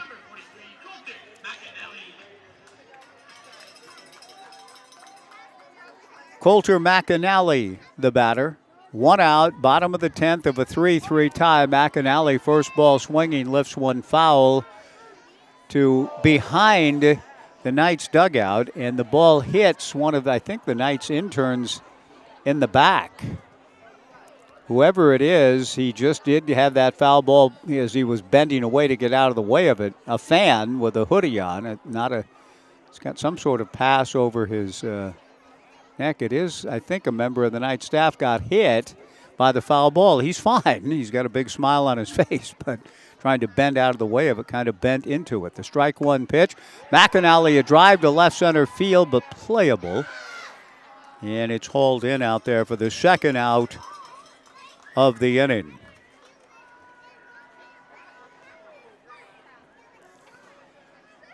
Two down.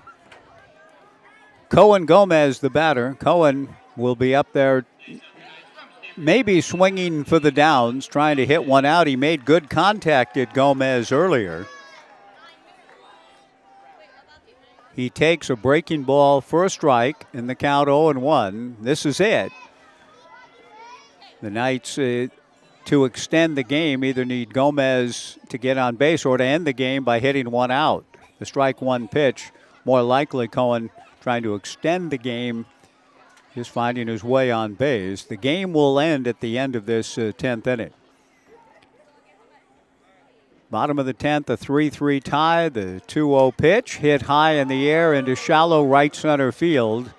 Second baseman calls, backs up, makes the catch. The game does end in a tie, and somehow on knuckleball night, which is meant to celebrate a little bit of the wacky and the unorthodox, a baseball game ending in a tie. Seems about right, but wait a minute. Oh, okay, we're not done. Okay, apparently we're going to play another half inning, and they're going to go to the major league plan of putting a runner at second base. So the accent on the unorthodox continues. And Brooke Knight and Ed Nags and everybody else, I'm sure, saying, yep, we drove all night. We're good to go. Tai Yukamoto goes back for a second inning of work, so we're not done yet. We go to the 11th inning. There will be a ghost runner at second base. I'm not sure who. And folks, I'm just going to kind of describe what I see, and I'll try to reference the identities as much as possible, but it's been almost impossible tonight, quite frankly.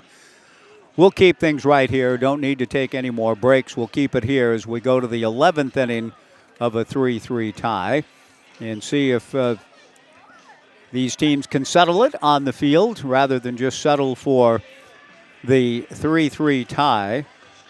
So a little bit of a major league feel in one of the moves that, quite honestly, I have not been a fan of. Some of the rule changes meant to stimulate offense. This is one I'm not terribly thrilled with. It just doesn't seem like real baseball. Extra inning game settled with the automatic runner at second, and in this case, Jack Santic with nobody out. We'll see if they will try to bunt their way. We haven't seen anyone square to bunt for Coach Dyer's Nighthawks tonight, and the batter here does not show bunt. He swings and hits one down the right field line. If the ball is caught, it'll move the runner. The ball is caught. Santic tags. The throw to third is way off the line. The Nighthawks have a runner at third and one out in the top of the 11th inning of a 3-3 tie. The fly ball to right field. Chased down out there.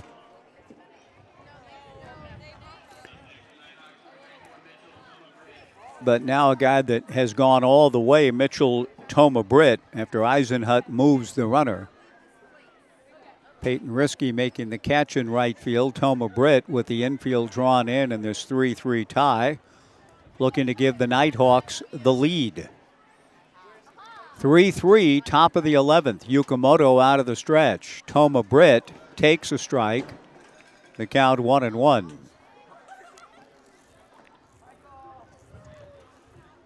The infield in at the edge of the green on the field turf.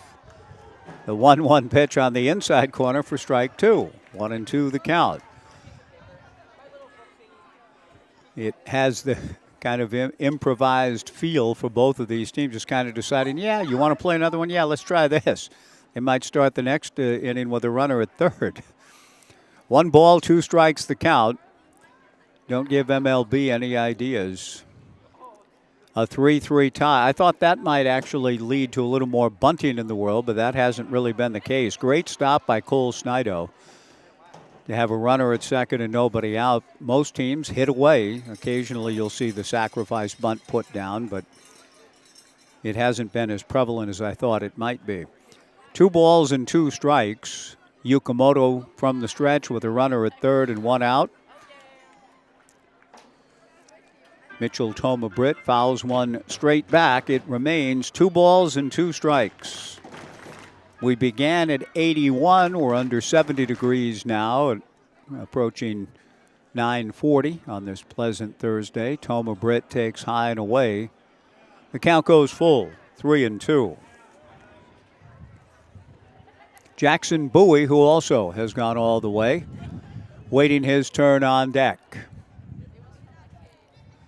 The 3-2 pitch, a soft liner caught by Colter McAnally. 2 down in the top of the 11th. Tai Yukamoto trying to keep it a 3-3 tie and give the Knights a chance with a runner at second in the bottom of the inning to win it. Jackson Bowie with a chance, though, the infield back at normal depth to get a base hit and give the Nighthawks the lead back. First pitch is in there for a strike from Yukamoto. 0-1 the count.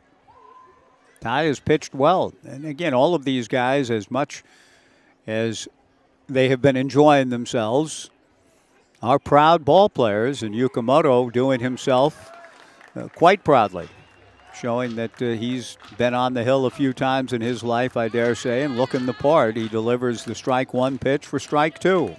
0-2 the count, 2 down. A 3-3 tie in the 11th. The pitch is lifted foul off to the left and out of play. Jack Sanek at third with 2 down. He began as the automatic runner in the top of the inning. Moved to third on a fly ball to left. Fly ball to right field, I should say, and now hoping to be chased home, but Jackson Bowie down in the count 0-2. Yukamoto delivers off speed and swung out and missed. Strike 3. Another great job by Tai Yukamoto. The Knights will have the winning run at second. I do think this will be the end, but I'm not so sure. If the Knights don't score, they may have another trick up their sleeve. They being the powers that be, the management team of the Corvallis Knights, kind of making these decisions as we go. I don't think so, though. I think this will be the last chance at trying to win the game outright. We go to the bottom of the 11th inning back in 90, a 3-3 tie on the Knights live stream and Joe Radio.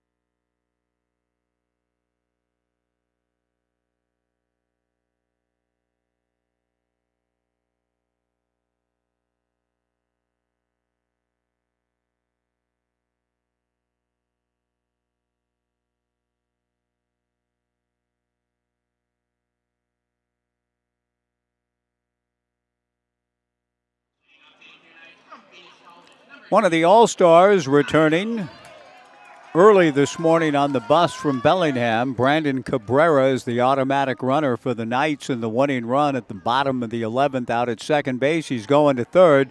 The pitch misses. The throw to third safe, even though it was close. Cabrera is in, and the Knights, with nobody out, have the winning run 90 feet away with Cole Snido, the batter. A 3-3 tie in the bottom of the 11th. Cabrera, fresh from his All-Star game appearance, gets his lead from third. The Knights try to win it right here. Bottom of the 11th, a 3-3 tie. Snido takes the 1-0 breaking ball down and away for ball 2, 2-0.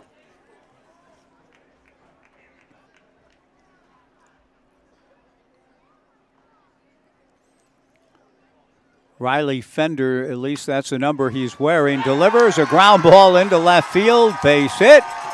Brandon Cabrera down the line to score. Cole Snido goes all the way and deserves his celebration with the teammates who come out to mob him out around the 6-hole at short as he grounds one through the left side for the game-winning hit in this non-league affair on knuckleball night at Goss Stadium at Coleman Field. Also, too, a note that I want to share with you before we're done. The Knights win it 4-3 in 11. 4 runs, 8 hits, and an error. 3 runs, 4 hits, no error for the Northwest Star Nighthawks, who gave the Knights a good battle. The great Bob Newhart passed away earlier today at the age of 94. Do yourself a favor, maybe before the night is over. It's only about a 3-minute, 20-second routine. My dad enjoyed it thoroughly when I was young. I remember him listening and laughing. It's not uproarious, but it's in the great, understated, subtle Bob Newhart style. Bob, a gifted comedian, and did some tremendous TV shows, a few excellent films, but some telephone bits, radio bits, and telephone and record bits, one of which is playing Abner Doubleday, calling Olympic sports to tell them about this idea he has for a game, and the game is called baseball. It's a pretty good bit. Bob Newhart on the telephone trying to share what the game of baseball means and what it's all about. Good work from one of the great comedians of our generation, whom we lost earlier today at the age of 94. Thanks to all of you for kind of riding along in this strange sort of evening tonight that comes out just right in the end. The Knights defeat the Northwest Star Nighthawks 4-3 on the game-winning hit by Cole Snido. We will go to the end here now and wrap it up and invite you to join us tomorrow night. Again, we'll be on the air tomorrow at 6:25 for the pregame show.